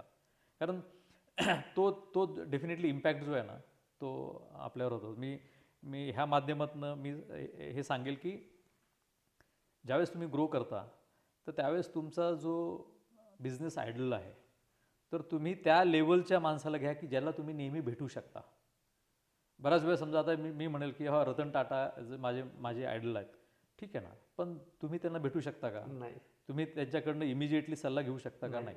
तर ज्यावेळेस ज्या स्टेजला आहे, समजा माझी कंपनी, समजा जर मी सुरुवात केली आणि माझी कंपनी 1 कोटीची कंपनी आहे, तर मला जे आहे ना की मला 10 कोटीच्या पर्यंतचा माणूस शोधायला पाहिजे पहिल्यांदा. मी ज्यावेळेस 10 कोटीचा होईल त्यावेळेस मी 50 कोटीचा माणूस शोधला पाहिजे आयडल म्हणून. सो हे चेंजेस जे आहेत ना हे करायला पाहिजे. कारण तुम्ही जर समजा हायफाय माणूस घेतला तर त्याच्याकडनं तुम्हाला तुमच्या सल्ला जो आहे तुमच्या इंडस्ट्रीसाठी तो सल्ला मिळणार नाही. मला वाटतं तरुणांना विशेष करून खूप चांगला त्यांनी असं या इंडस्ट्रीमध्ये जे इच्छुक आहे त्यांच्यासाठी खूप एक चांगला त्यांनी असा याच्यातनं आपल्याला संदेश दिला आहे की आयडियल तुम्ही तुमच्या प्रोफेशनमध्ये, तुम्ही तुमच्या समजा इंडस्ट्रियल सेक्टरमध्ये कोणाला आयडियल ठेवलं पाहिजे की ज्याच्याकडनं तुम्ही प्रॅक्टिकली यू कॅन अप्रोच, आणि तुम्ही ज्याच्याकडनं एक आपण ज्याला म्हणतो की एक आपण थोडंसं मार्गदर्शन घेऊ शकतो, अशा लोकांना तुम्ही आयडियल ठेवा. तर खऱ्या अर्थाने तुम्हाला ते तुमच्या येणाऱ्या काळामध्ये नक्कीच उपयोगी ठरू शकतं, बरोबर की नाही? मला वाटतं की राजेशजींचा आपण आता हा प्रवास मला वाटतं मानस इंडस्ट्रीपर्यंत आपण आलेलो आहे. मला वाटतं या स्टुडिओमध्ये आज त्यांना सुद्धा आम्ही थोडंसं सरप्राईज देणार आहे की एका छोट्याशा रूममधनं जी राजेशजींनी सुरुवात केली किंवा तरुणपणी ज्या स्कूटरवर त्यांनी जो प्रवास केला, आणि याच्या मागं आपण खरं हे मान्य केलं पाहिजे की याच्या मागं सावली होती ती आईवडिलांची, याच्या मागं श्रेय होतं ते आईवडिलांचं. आणि आज त्या उद्योजकाला पाहण्यासाठी, त्याचे हा इंटरव्ह्यू ऐकण्यासाठी आज मी त्यांना सुद्धा थोडंसं सरप्राईज देणार आहे. तर आपण आता या स्टुडिओमध्ये निमंत्रित करूया त्यांच्या आईवडिलांना.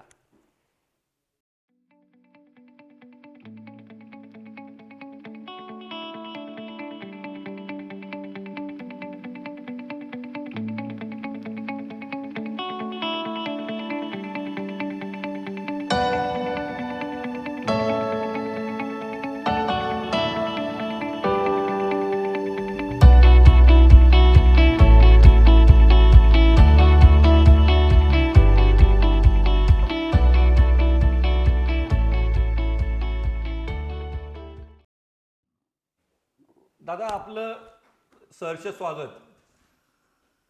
वास्तविक पाहता आज आपण राजेशजींचा जो थक्क करणारा प्रवास पाहिला, मग तो लहानपणीचा एका वन रूम छोट्याशा एका आळंदीमधल्या एका छोट्या रूममधनं त्यांनी घेतलेलं शिक्षण असेल, नगरपालिकेच्या आपल्या मराठी माध्यमाच्या शाळेतनं घेतलेलं शिक्षण असेल, त्याच्या पुढं आपण पाहिलं की तो त्यांनी स्कूटरवर केलेला प्रवास असेल, हे सगळं अतिशय थक्क करणारं होतं आणि प्रेरणादायी आजच्या या तरुण पिढीला आहे.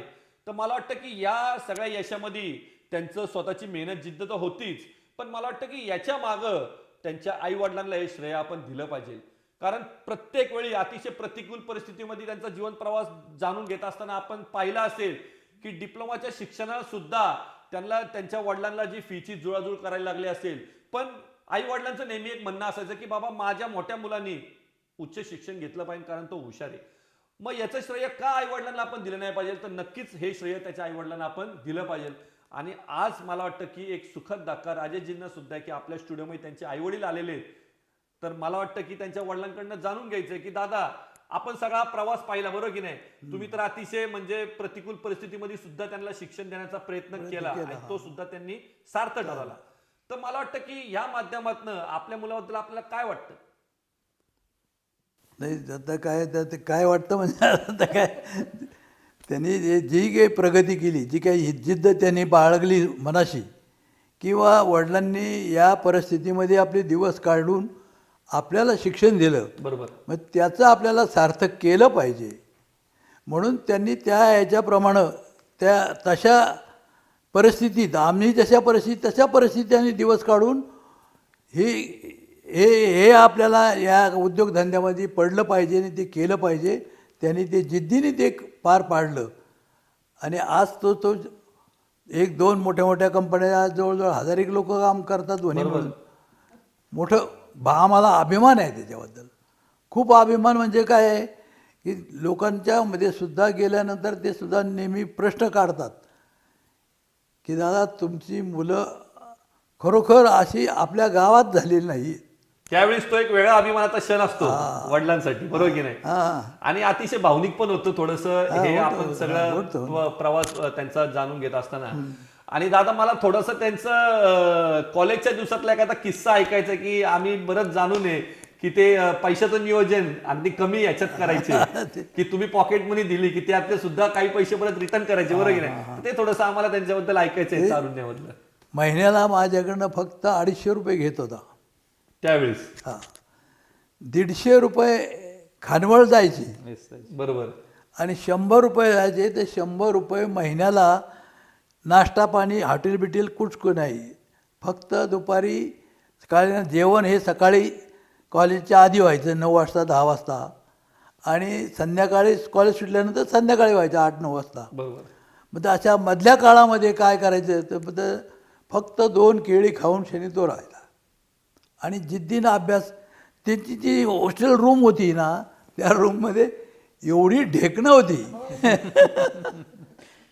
पण त्याची त्यांनी कंप्लेंट कधी केली नाही. काय अजिबात नाही, कधीच नाही आहे.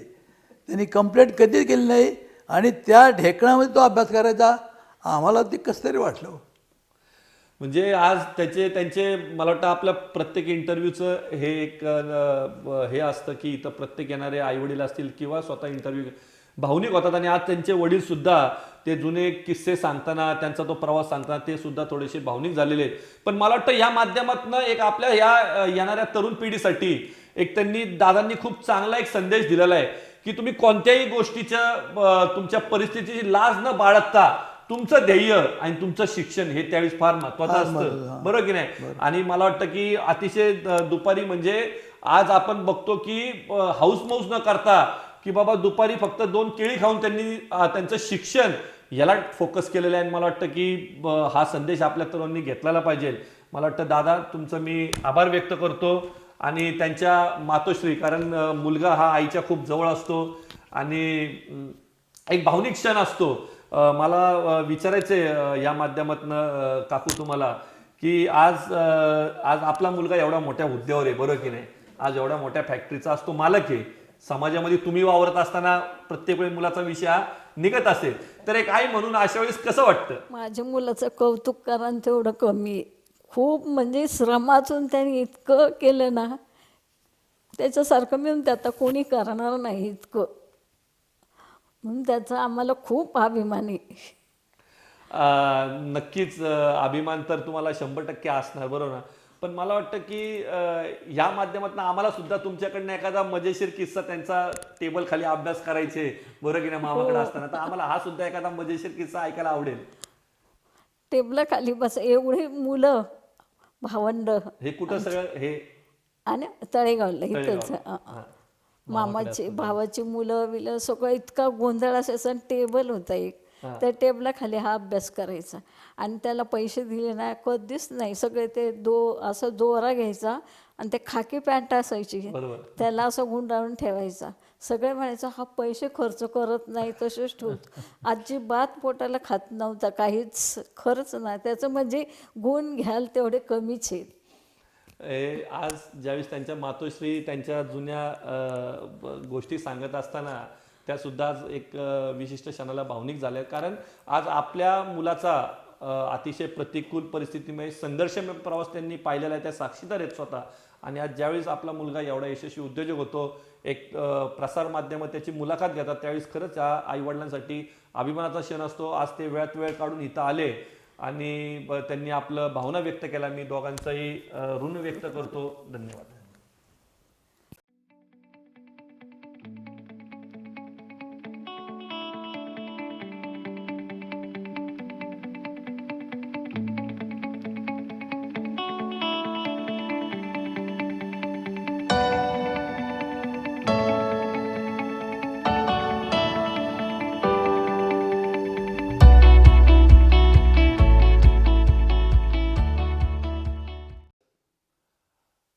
आपल्या या स्टुडिओमध्ये राजेशजींचे जुने सहकारी, म्हणजे मला वाटतं की कॉलेजच्या दिवसापासून तर जॉबपर्यंत आणि पुढच्या प्रवासात, म्हणजे आत्ता दोघंही तेवढेच यशस्वी आहे, दोघंही यशस्वी इंडस्ट्रियलिस्ट आहेत. आणि असे त्यांचे सहकारी मित्र सुनीलजी, मी यांचं सुद्धा इथं आपल्या स्टुडिओमध्ये सहर्ष स्वागत करतो. सुनीलजी, मला वाटतं की अगदी कॉलेज दिवसापासून तुम्ही राजेशजींचा प्रवास हा पाहिलेला आहे. आणि मला वाटतं की प्रवास म्हणजे खरा प्रवास पण पाहिला स्कूटरवरचा, बरोबर की स्कूटरवरचा नाही? प्रवास पण तर मला वाटतं तो स्कूटरवरचा सुरू झालेला प्रवास आज ऑडीपर्यंत येऊन थांबला नाही म्हणता येणार, तो पुढे चालूच राहणार आहे, बरोबर की नाही? हो. आणि मला वाटतं की एका छोट्या वर्कशॉपपासून सुरू झालेला प्रवास जो आपण साक्षीदार आहात, तो आज एका मोठ्या फॅक्टरीपर्यंत येऊन थांबला असं म्हणता येणार नाही, तो पुढं चालवतो.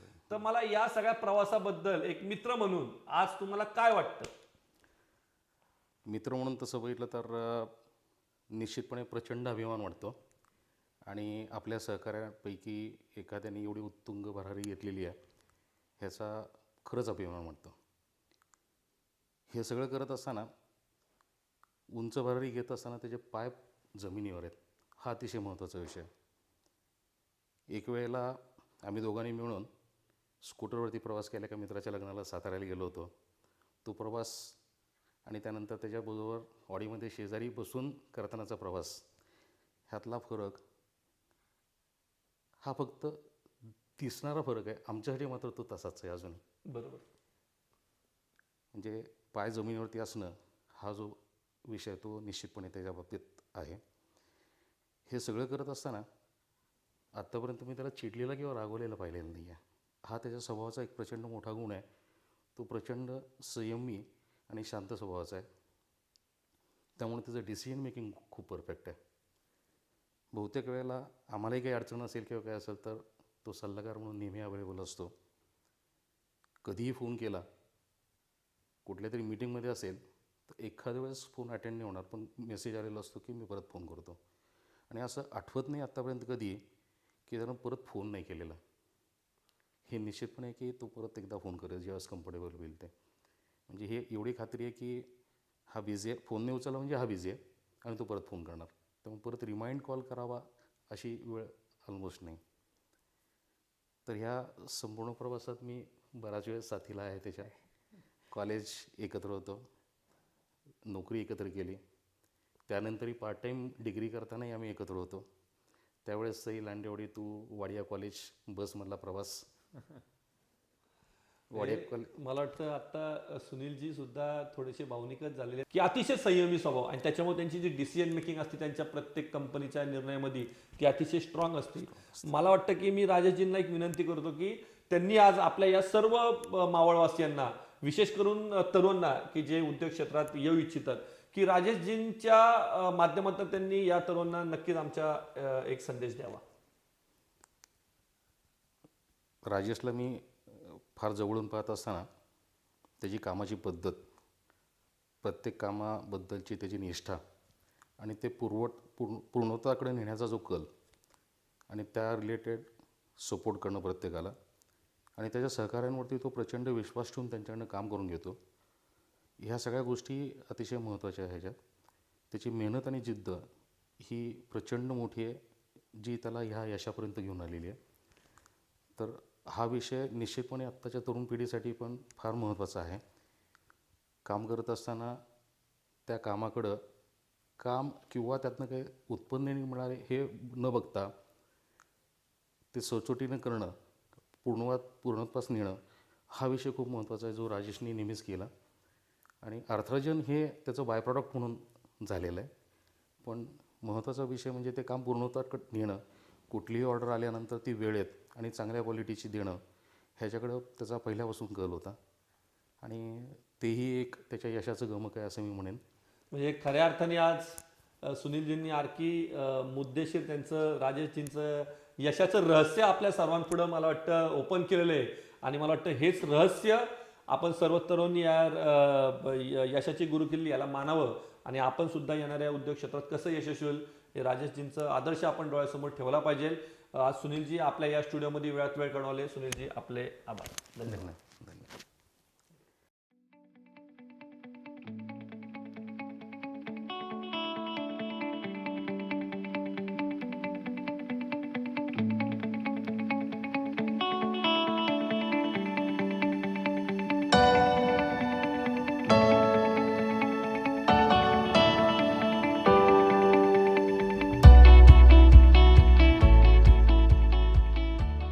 मानसपर्यंतचा प्रवास आपण आता सर्वांनी ऐकलाय, बरोबर की नाही?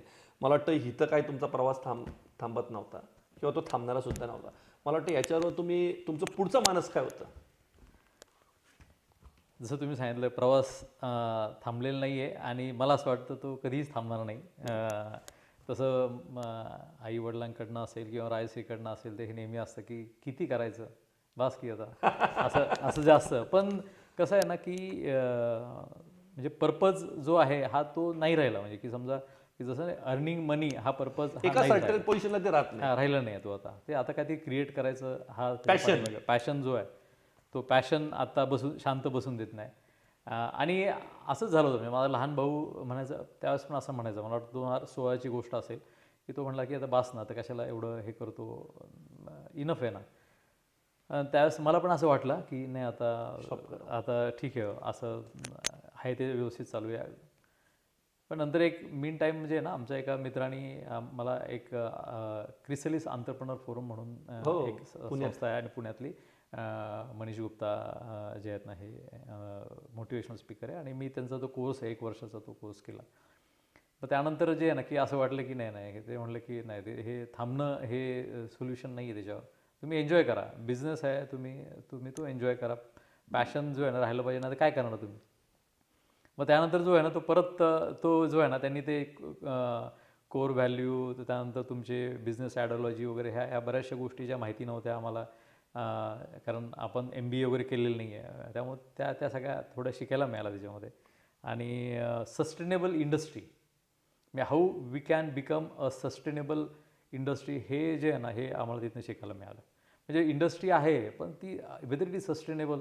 म्हणजे जर एक इंडस्ट्री आज आहे ती 50 वर्षानंतर आहे का, 50 वर्षानंतर त्या लेवलला राहू शकते का. पण ती इंडस्ट्री जी आहे ही कन्सिस्टंटली त्या लेवलला राहण्यासाठी काय करायला पाहिजे, ह्या गोष्टी तिथं आम्हाला त्यांच्याकडनं खूप शिकायला मिळाल्या. आणि मी त्यानंतर आमच्या माझ्या मित्रांना पण सांगतो की तुम्ही हे करत जा. मानस नंतर तर मानसमध्ये पण आम्ही एक तैवानची कंपनीची टेक्निकल टायअप केलेला आहे. त्याच्या अगोदर आमचं एक कोरियन कंपनीशी सुद्धा काही प्रोडक्टसाठी टेक्निकल टायअप मानसमध्ये आहे. नवीन आता आम्ही जे आहे ना की मास्क इन्सिट म्हणून एक नवीन इंडस्ट्री जी आहे ना, इटालियन जेवी जे आहे ती पुढच्या फायनान्शियल इयरमध्ये सुरू होईल. सिमिलरली एक फूड प्रोडक्टमध्ये पण आम्ही येतो आहे. So that also industry will start in next year. एक नवीन प्लांट आता आमचा रबर मिक्सिंगचा जो आहे तो मे बी पुढच्या 1-2 महिन्यामध्ये नवला कुंभरेला सुरू होईल. एक नवीन प्रोडक्ट जो आहे तो मागच्या महिन्यामध्ये आम्ही एक रबरचे होजेस जे आहेत ते आम्ही सुरू केला. त्याचं जे आहे त्याचं मे बी ह्या महिन्यात त्याचं इन्स्टॉलेशन वगैरे कंप्लीट होईल. त्यामुळं जर तुम्ही माझ्या मोबाईलमध्ये पाहिलं की प्लॅन फॉर नेक्स्ट 2 इयर्स जर तुम्हाला आत्ता सापडेल की माझ्या पुढच्या 2 वर्षाचे जे आहेत ना की काय प्लॅन, काही सक्सेस होतात, काही सक्सेस होत नाहीत. म्हणजे म्हणून थांबायचं नाही. स्टडी होतात. म्हणजे त्यातले 2-3 असे प्रोजेक्ट आहेत त्याच्यामध्ये स्टडी केली, बिझनेस प्लॅन वगैरे सगळं बनवला. देन वी रिअलाइज की नाही आहे की ह्याला पोटेन्शियल तेवढं दिसत नाही. So then we change. नवीन काही ना काहीतरी येतं. त्यामुळे ही जे आहे ना हे is a continuous activity. Mean time लहान भावाने सुद्धा जे आहे ना की एक आमचं मास फास्टनर्स म्हणून एक युनिट जे आहे ते सुप्याला चालू केलं आहे. त्यानंतर MIDCमध्ये जे आहे ना की मास फूड्स अँड बेवरेज म्हणून जे आहे की ह्यावर्षी प्लॅन चालू झाला आहे. त्यामुळं की आहेत अजूनही प्लॅन्स तसे भरपूर आहेत आणि अजून बरंच काही करायचं आहे. मला असं वाटतं मागच्या 2 वर्षात खरं मी बिझनेस करायला सुरुवात केलेली आहे आणि अजून बरंच काय करायचं आहे त्याच्यामध्ये. म्हणजे मला वाटतं की एका सर्वसामान्य व्यक्तीचे विचार जिथे येऊन थांबतात की नाव वी आर स्टेबल, आता आपण मला वाटतं की स्टेबल झालेलो आहे आणि आपण खूप काही केलेलं आहे. तिथं राजेशजी सुरू होतात, त्यांचे विचार तिथं सुरू होतात. या माध्यमातून मला सुद्धा आज एक खूप इन्स्पिरेशन मिळालं की राजेशजी आता तुमचं वय साधारण किती असेल? 52. म्हणजे मला वाटतं की ॲट द एज ऑफ 52 एवढा जर कोणी संघर्षमय प्रवास केला, आज 2 फॅक्टरीचे मालक, की माणूस एखादा सर्वसामान्य म्हणतो की चला आता आपण स्टेबल झालेलो आहे, now we should enjoy the life, बरोबर आहे. पण हा माणूस आता मला वाटतं की त्यांनी 52ला परत एक नवीन मोटिवेशन घेऊन एक नवीन ते म्हणतात की अरे अभी तो ये शुरुआत आहे, बहुत कुछ करने का. आणि मला वाटतं हेच खरे त्यांचे विचार आज आमच्या तरुण पिढीसाठी नक्कीच प्रेरणादायी ठरतील. आणि मला वाटतं की येणाऱ्या काळामध्ये आमचे मावळातील तरुण नक्कीच याच्यातनं एक नवीन आदर्श घेतील आणि स्वतः एक उद्योजक होतील. मला वाटतं की राजेशजी खरोखर आत्ता जो तुम्ही सांगितलं मला, मीन टाईम आमचं जे आहे की म्हणजे अदर दॅन दॅट म्हणजे मॅन्युफॅक्चरिंग हा सोडला तर कन्स्ट्रक्शनमध्ये जे आहे ना की आम्ही पार्टनरशिपमध्ये सुरू केलेलं काम म्हणजे अपार्ट फ्रॉम इंडस्ट्री आता तुम्ही कन्स्ट्रक्शन इंडस्ट्रीमध्ये पण आहे. हा एक 4-5 वर्षापूर्वी आपण आणि तळेगावमध्येच जे आहेत ना 2-3 प्रोजेक्ट केलेले आहेत. एक नवीन प्रोजेक्ट मे बी पुढच्या 1-2 महिन्यामध्ये परत चालू होईल. आणि मला असं वाटतं की वेळ भरपूर आहे तसं, म्हणजे असं काही हे नाही आहे की वेळ पुरत नाही आहे, तर वेळ भरपूर असतो. आणि बऱ्याचशा गोष्टी ज्या आहेत ना ह्या आपण लोकांवर सोपून द्यायच्या असतात. समजा तुम्हाला ग्रो करायचं असेल, समजा तुमचं एकाशी डिटॅच झाल्याशिवाय दुसऱ्याशी अटॅच होऊ शकत नाही. तुम्ही एका एरियामधनं समजा मला हे इथं थांबायचं, इथं मी डिटॅच झाल्याशिवाय मी नवीन काही चालू करू शकत नाही. त्यामुळं जे आहे ना की तो जर आपण केला तरच तुम्ही ग्रोथ करू शकता. म्हणजे हे ॲक्च्युली तसं म्हटलं तर मागच्या 2-3 वर्षामध्ये मला खूप जाणवलं की नाही, मला आय हॅव टू डिटॅच. म्हणजे मला माझ्या रोल्स अँड रिस्पॉन्सिबिलिटी जे आता मी करतोय ते मला I am searching a person who will take care of that, की सो दॅट मला नवीन काहीतरी करता येईल. म्हणजे मला वाटतं की आणि त्यांच्याकडनं आत्ता आपण एक खूप छान संदेश असा घेतला की तुमचा प्रवास हा थांबला नाही पाहिजे, तो पुढं क्रिएटिव्ह वेनी गेलाच पाहिजे की जेणेकरून तुमची ग्रोथ ही आयुष्यभर होत राहिली पाहिजे. मला वाटतं की राजेशजींचा हा सगळं प्रवास आपण पाहत असताना आई वडील जेवढे महत्त्वाचे असतात या प्रवासामध्ये, तेवढीच महत्त्वाची असते म्हणजे आपली धर्मपत्नी, की जिने या प्रवासामध्ये, कारण त्यांचा प्रवास जाणून घेत असताना मी येणार आहे त्या किस्स्याकडं, त्यांचा प्रवास जाणून घेत असताना त्यांनी मला एक सांगितलं की तो मला किस्सा ऐकायचा आहे की त्या प्रवासामध्ये लग्नानंतरची 5 वर्ष तुमची ही अतिशय व्यस्त जात असताना सुद्धा राजेशची ताईंनी एक सुद्धा कंप्लेंट केली. तो थोडक्यात आम्हाला ऐकायचा किस्सा तुमचा. ज्यावेळेस म्हणजे आपण सुरुवातीला बिझनेस सुरू करतो त्यावेळेस असं असतं ना, संघर्ष असतो आणि वेळ देता येत नाही. तर मला असं वाटतं की आम्ही पहिली जी 5 वर्ष आहे ही तशी बऱ्यापैकी खडतर गेली, की कारण वेळ देऊ शकलो नाही. इवन मला असं वाटतं की म्हणजे गुरुवारी सुद्धा आम्ही जाऊन कंपनीत जाऊन काम करायचो, पण तिने कधीच जे आहे की कुठे जायचं, इकडे जायचं, बाहेर जायचं वगैरे, फिरायला जायचं असं असं असं कधी झालं नाही. मग ते एक प्रेशर नव्हतं का की तो प्रेशर कधी वाटलं म्हणजे त्यावेळेस पण नव्हतं आणि आता पण ते नाही. नाही, ही घटना किती सालची साधारण? ही घटना असेल मला असं वाटतं एक 98 पासून तर मी तुम्हाला हे का विचारतो कारण एक थोडासा रोखठोक प्रश्न आपल्या माध्यमातून, कारण राजेश्री ताई म्हणजे एक अतिशय मोठ्या राजकीय बॅकग्राऊंड मधनं आलेल्या, बरोबर की नाही? मग त्यावेळेस ते प्रेशर जाणवत असतं का? नाही, असं वाटलं होतं मला ज्यावेळेस मी लग्न करताना मला असं वाटलं होतं, पण नंतर असं वाटलं म्हणजे कधीच म्हणजे मला असं वाटतं तळेगावातले कोणी सांगेल की म्हणजे माझ्यापेक्षा जर म्हटलं तर जास्त डाऊन टू अर्थ जी आहे ना ती आहे. आणि जे नेटवर्किंग आहे किंवा लोकांची जे कॉन्टॅक्ट्स आहेत ते खूप खूप चांगले आहेत. म्हणजे एकदम खालच्या लेवलचा माणूस असेल, मोठ्या लेवलचा माणूस असेल, की इथं आमच्याकडे घरी आल्यानंतर म्हणजे म्हणतो चहा घेतल्याशिवाय असं कोणी जाऊ शकत नाही, की म्हणजे ते हे त्या घरातनं झाले ते संस्कार जे आहे. बरोबर. आता मला वाटतं की राजेश ताईंचा विषय जर निघाला असेल तर अजून एक धक्का आपण राजेश सरांना देऊया. आपल्या स्टुडिओमध्ये मी निमंत्रित करतो राजेश ताईंना.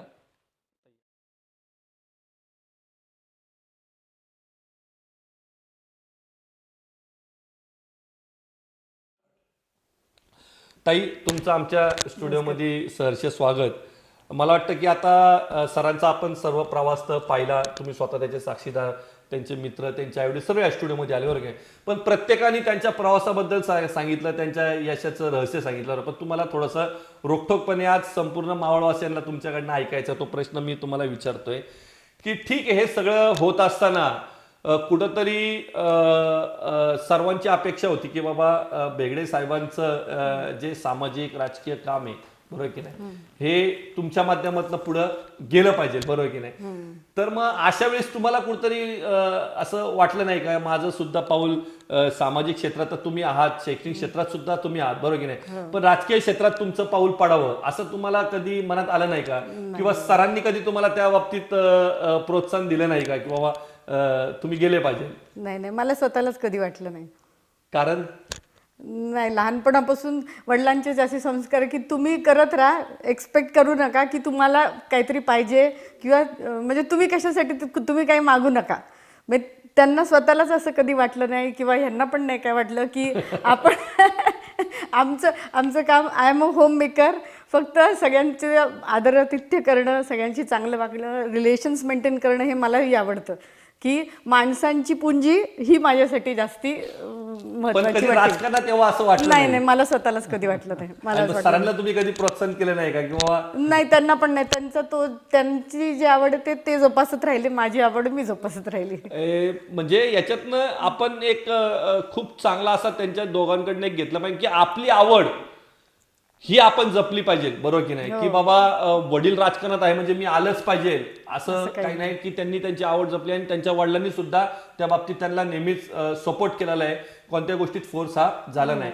तर मला वाटतं की हेच संपूर्ण मावळवासींना हे ऐकायचं होतं की ताई राजकारणात का आले नाही. आज आम्हाला ते उत्तर मिळालेलं आहे. ताई, आज आपण थोडक्यात आम्हाला सांगावं की आज तुम्ही सुद्धा यांचा प्रवास पाहिलाय, बरोबर की नाही? तर काय वाटतं आज या प्रवासाबद्दल तुम्हाला? आहेत, मेहनती खूप आहे. सुरुवातीपासून त्यांनी कष्ट केले. त्यांचं ते स्वतः म्हणजे त्यांना जे हवंय ते मिळवत आहेत. ते करण्यासाठी त्याच्यामध्ये मी पण येत नाही आणि मी आडसुद्धा येत नाही कशाच्या. आली पण नाही. आणि परत मी एक क्रिटिक पण आहे चांगली, की जे काय चांगलं आहे तेही सांगते, चुकतं तेही सांगते. सो माझ्या पद्धतीने मला जे करायचं ते मी करते. मला वाटतं की आज आपला हा पहिला इंटरव्ह्यू असेल की मी आज इथं दोघांना मिळून मी आज रॅपिड राऊंड विचारणार आहे. अरे बापरे. कारण ताई, आता मला वाटतं की पहिला प्रश्न तुम्हालाच विचारला पाहिजे की आता सगळं स्टेबल आहे, बरोबर की नाही? आता सरांनी थोडा वेळ फॅमिलीसाठी काढला पाहिजे असं तुम्हाला कुठेतरी वाटत असेल.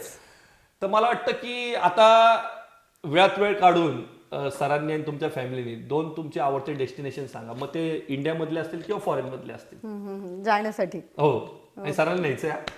ते यायला पाहिजे, बरोबर. सगळे एकत्र आम्हाला होतच नाहीये जाणं. तर तुमचे दोन आवडते फॉरेन डेस्टिनेशन या माध्यमातून कळून द्या आणि सरांकडनं आश्वासन घ्या आज या माध्यमातून पूर्ण करण्याचं. आता राजस्थान पाहायचं राहिलेलं इंडियामध्ये, राजस्थान आणि मग अमेरिका पाहायचं राहिलं, बाकी UK पाहिलंय, बाकी सगळं पाहिलं. तर आज मला वाटतं की या माध्यमातून मॅडमनी आज त्यांचे दोन आवडते पिकनिक डेस्टिनेशन सांगितलेले. एक म्हणजे त्यांना राजस्थान पाहायचं आहे आणि दुसरं म्हणजे त्यांना अमेरिका, जो सर्वात प्रगत देश आहे या जगामधला, तो पाहायचा आहे. आणि मला वाटतं की आता सर तुम्ही थोडंसं रोखठोकपणे मॅडमला आश्वासन द्या की हे दोन डेस्टिनेशन पूर्ण करणार. डेफिनेटली. हे मी तिला कालच विचारलं होतं की आपल्याला आता US ला कधी जायचं. आणि मॅडमनी आज तो प्रश्न असं मांडला. सरांना दुसरा प्रश्न. सर, आता तुम्ही तर स्वतः एक उद्योजक आहात, बरोबर की नाही? पण या ज्या मातीमध्ये आपण वाढतो, जिथं आपली प्रगती होती, त्या मातीतले म्हणजे या मावळ तालुक्यामधले दोन आवडते उद्योजक? एक तर जे मी खूप म्हणजे आज उद्योजक मानतात खूप जवळचे जे आपण म्हणतो रे, पाहिलं जवळ न पाहिलेलं रामदासजी असतील, शैलेश भाई असतील, की ह्यांची ग्रोथ मी जसं तुम्ही हा जो जीवनपट तुम्ही माझ्यासमोर ओपन केला, तर ह्यांचा मी पाहिलेला आहे. मागच्या ऑलमोस्ट जर म्हटलं तर एक 8-10 वर्षापासून मी त्यांना खूप जवळनं पाहतोय. तर खरं म्हणलं तर माझ्यासाठी ते आयडल आहे. तर मला वाटतं की सरांनी आज जी दोन नावं घेतली, एक म्हणजे माननीय रामदासजी आप्पा काकडे असतील किंवा शैलेश भाई असतील, आणि खरोखर मला वाटतं की संपूर्ण मावळ तालुक्यांनी या दोघांचा जीवन प्रवास, त्यांच्या प्रगतीचा वेग हा खरंच सगळ्यांना थक्क करणार आहे. आणि योगायोग असा आहे की दोघांची मुलाखत घ्यायचा योग मला आलेला आहे. ताईंना पुढचा प्रश्न. ताई, तुमचे दोन आवडते चित्रपट? ती खऱ्या अर्थाने तुम्हाला ते दोन चित्रपट आवडले? कभी खुशी कभी गम. कभी खुशी कभी गम. तो आवडला होता खूप मनापासून. आणि आता अक्षय कुमारचे पिक्चर आवडतात, पण आता मला नावं एवढी सांगता यायची नाही. म्हणजे या माध्यमातनं ताईंनी त्यांचा एक कभी खुशी कभी गम आणि अक्षय कुमारचे सगळे चित्रपट ताईंना आवडतात. आणि सर, तुम्हाला एवढं व्यस्त असताना सुद्धा आपण एक आवड असते आपली जपण्याची, तर तुम्ही दोन आवडते डिशेस? आवडत्या डिशेस म्हणजे तसं नॉनव्हेजमध्ये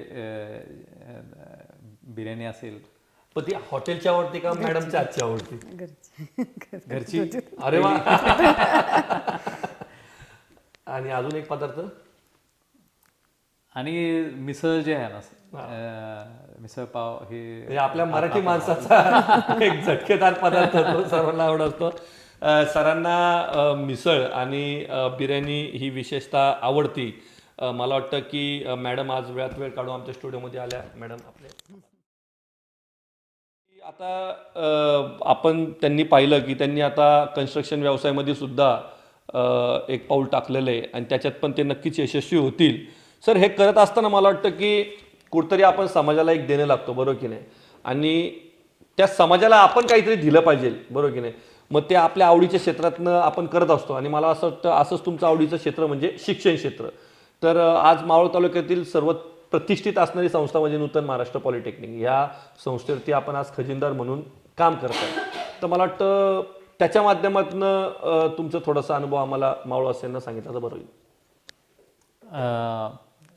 आपल्या सगळ्यांना माहिती आहे की बेगडे साहेबांनी जे आहेत या सगळ्या मावळातल्या जेवढ्या काही शैक्षणिक संस्था असतील या सगळ्या संस्था म्हणजे झिरोतनं आत्ताच्या ज्या लेवलला आणल्यात त्याच्यामध्ये त्यांचा सहभाग जर असेल म्हणजे मागच्या 40 ते 50 वर्षापासून जे ना त्यामध्ये नूतन असेल, इंद्रायणी असेल, जनरल हॉस्पिटल असेल, पैसा फंड असेल, म्हणजे या सगळ्या नावारूपाला त्यांनी आणलं आहे. आणि त्यांचं नेहमीच म्हणजे हे राहिलेलं आहे की तुम्ही समाजासाठी काहीतरी देणं लागतं आणि तुम्ही त्याच्यासाठी काहीतरी केलं पाहिजे. आणि आत्तासुद्धा जे ना मला वाटतं 2 महिन्यापूर्वी त्यांनी संस्थाचे जे अध्यक्षपदाचे राजीनामे दिले आणि आता नवीन जे संस्था चालक आलेले आहेत तर त्यांनी त्यात संदेश त्या सगळ्यांसाठी एकच होता की हे जे आहे ना हे आपलं नाही आहे. हे जे आहे ना हे आपल्याला फक्त ह्याच्यात तुम्हाला काम करायचं आहे आणि त्यात तुम्हाला काही मिळण्याची तुम्ही अपेक्षा त्यात धरू नका, नावाची अपेक्षा धरू नका. तर तोच जो आहे ना की साहेबांनी मला संधी दिली नूतनमध्ये काम करण्याची, पैसा फंड संस्थेमध्ये काम करण्याची. नूतनमध्ये 2 इंजिनिअरिंग कॉलेज आहेत. त्या दोन्ही इंजिनिअरिंग कॉलेजचे जे एक्झिक्युटिव्ह कमिटी आहे त्याचं मी चेअरमनशिप आहे माझ्याकडे आहे. त्यानंतर रिसेंटली आता 2 महिन्यापूर्वी मला खजिनदार पदाची नूतन जी संस्था आहे त्याच्या खजिनदारपदी माझी निवड झाली. तर आणि खरंच मला म्हणजे मी ज्या मागच्या 3-4 वर्षापासून मी जे काम करतो आहे ह्या एज्युकेशन संस्थेमध्ये तर खूप काही करायचं आहे. म्हणजे खूप काही केलेलं आहे आणि खूप काही करायचं आहे. त्यात आता पुढच्या जे काही वर्षामध्ये म्हणजे जे स्वप्न आहे आणि मला असं वाटतं ते नक्कीच पूर्ण युनिव्हर्सिटी जी आहे नूतन युनिव्हर्सिटी ही करायची आहे. आणि त्यासाठी जे आहे त्यासाठी आमचे आत्तापासून प्रयत्न सुरू झालेले आहेत. आणि ज्यावेळेस आपण ह्या यंग मुलांना तिथे इंजिनिअरिंग कॉलेजमध्ये भेटतो आपले पहिले दिवस पण आठवतात आपल्याला एकतर. आणि जी जाणवतं म्हणजे आत्ताची पिढी जी आहे ना ही खूप हुशार आहे, खूप हुशार आहे. आणि त्यांच्याकडनं सुद्धा शिकण्यासारखं जे आहे ना, परवा तुम्ही विशालचं इंटरव्ह्यू घेतला तर मी पण त्याला भेटत असतो, त्याच्याकडनं पण शिकण्यासारखं भरपूर आहे. म्हणजे तुम्ही शिकण्यासाठी तर तुम्हाला जे आहे ना किंवा तुमच्यापेक्षा जास्त सक्सेसफुल असतं ना अशी काही गरज नाही आहे. तुम्ही कुणाकडनंही शिकू शकता. मला वाटतं की राजेशजींनी या माध्यमातून त्यांचा नूतन महाराष्ट्र पॉलिटेक्निक आणि आता नवीन एक मोठं पाऊल त्यांच्या माध्यमातून पडणार आहे की शैक्षणिक क्षेत्रात एक मोठा बदल करण्याच्या मार्गावर आहेत ते. मला वाटतं की हा सर्व प्रवास करत असताना राजेशजी आम्ही हा जो उपक्रम सुरू केला आहे रोकटोकच्या माध्यमातून उद्योजकांचा आम्ही इंटरव्ह्यू घेतो तर थोड्या शुभेच्छा आम्हाला तुम्ही द्या. सर्वप्रथम जे आहे हे तुमचे मी सगळ्या मावळवासियांचे आभार मानेल आणि खूप तुमच्यासाठी मी सदिच्छा व्यक्त करेल की हा जो उपक्रम आहे म्हणजे खरं म्हटलं तर जो आहे ना की तुमचा तो तसा म्हटलं तर तो पेशा नाही आहे. बरोबर. पण मला नंतर तुमच्याकडनं जाणून घ्यायचं आहे ही प्रेरणा तुम्हाला कुणाकडनं मिळाली की उद्योजकांची मुलाखत घ्यायला. कारण कसं आहे ना की ह्याच्यातनं मुलांना जे आहेत तरुण पिढीला हे मोटिवेशन मिळत असतं आणि ते तुम्ही जे आहे ना मी म्हणेल की हे खूप समाज बदलाचं जे कार्य जे आहे ना हे तुम्ही करताय. आणि माझा पण म्हणजे मी कॉलेजमध्ये सुद्धा आम्ही आंतरप्रणरशिप डेव्हलपमेंट सेल आपण सुरू केलेला आहे. माझं पण मुलांना तेच नेहमी म्हणणं असतं की तुम्ही जे आहे ना तुम्ही अडकून बसू नका जॉबमध्ये. आणि कुठलीही इंडस्ट्री सुरू करायला किंवा कुठलाही बिझनेस सुरू करायला असं नाही आहे की खूप खूप पैसे पाहिजेत. समजा तुमचं म्हणतो मी पहिल्यांदा म्हटलं नेटवर्किंग हे चांगलं असेल आणि तुमच्या डोक्यात चांगली आयडिया असेल तर डेफिनेटली तो सक्सेस होऊ शकतो. तुम्हाला जे आहे ना इन्व्हेस्टर मिळून जातात. इन्व्हेस्टर हा कधीच म्हणजे कुठलाही बिझनेस ग्रोथ करायला मी कधीच पाहिलं नाही की नवीन बिझनेस टाकताना माझ्याकडे पैसे किती आहेत. पण तो जो आहे ना आणि तशी गरज भासत नाही, ते होत जातं. बरोबर. त्यामुळं मला असं वाटतं की हा उपक्रम जो आहे ना हा तुम्ही ही असं चालू ठेवा आणि ह्याची व्याप्ती जी आहे ही मावळपुरती मर्यादित न ठेवता ही व्याप्ती अशीच जी आहे ना महाराष्ट्राभर जी आहे ना ही कशी पसरता येईल. आणि जसं तुम्ही स्त्री शक्तीचा जागर बरोबर. ही सुद्धा जी ॲक्टिव्हिटी ही खूप खूप चांगली आहे. आणि ह्यानी जे आहेत ना ज्या आजकाल म्हणजे ज्या मावळातल्या जे मी म्हणेल की ज्या स्त्रिया ज्या आहेत ना हे उद्योजकाकडे वळतील. बरोबर. तर खूप खूप धन्यवाद तुमचा आणि तुम्हाला खूप खूप शुभेच्छा ह्या कार्यक्रमासाठी पुढच्या तुमच्या वाटचालीसाठी. त्यांच्या शुभेच्छाचा स्वीकार करतो आणि मध्ये आपल्या आईवडिलांचं नाव आज संपूर्ण या जिल्हाभर पुणे जिल्ह्यात प्रसिद्ध केलं आणि प्रत्येकानेच असंच आपल्या आईवडिलांचं नाव येणाऱ्या काळामध्ये कसं प्रसिद्ध करता येईल हेच फक्त ध्येय धोरण ठेवावं हीच अपेक्षा व्यक्त करतो आणि त्यांचा निरोप घेतो. सर धन्यवाद. Thank you very much. धन्यवाद.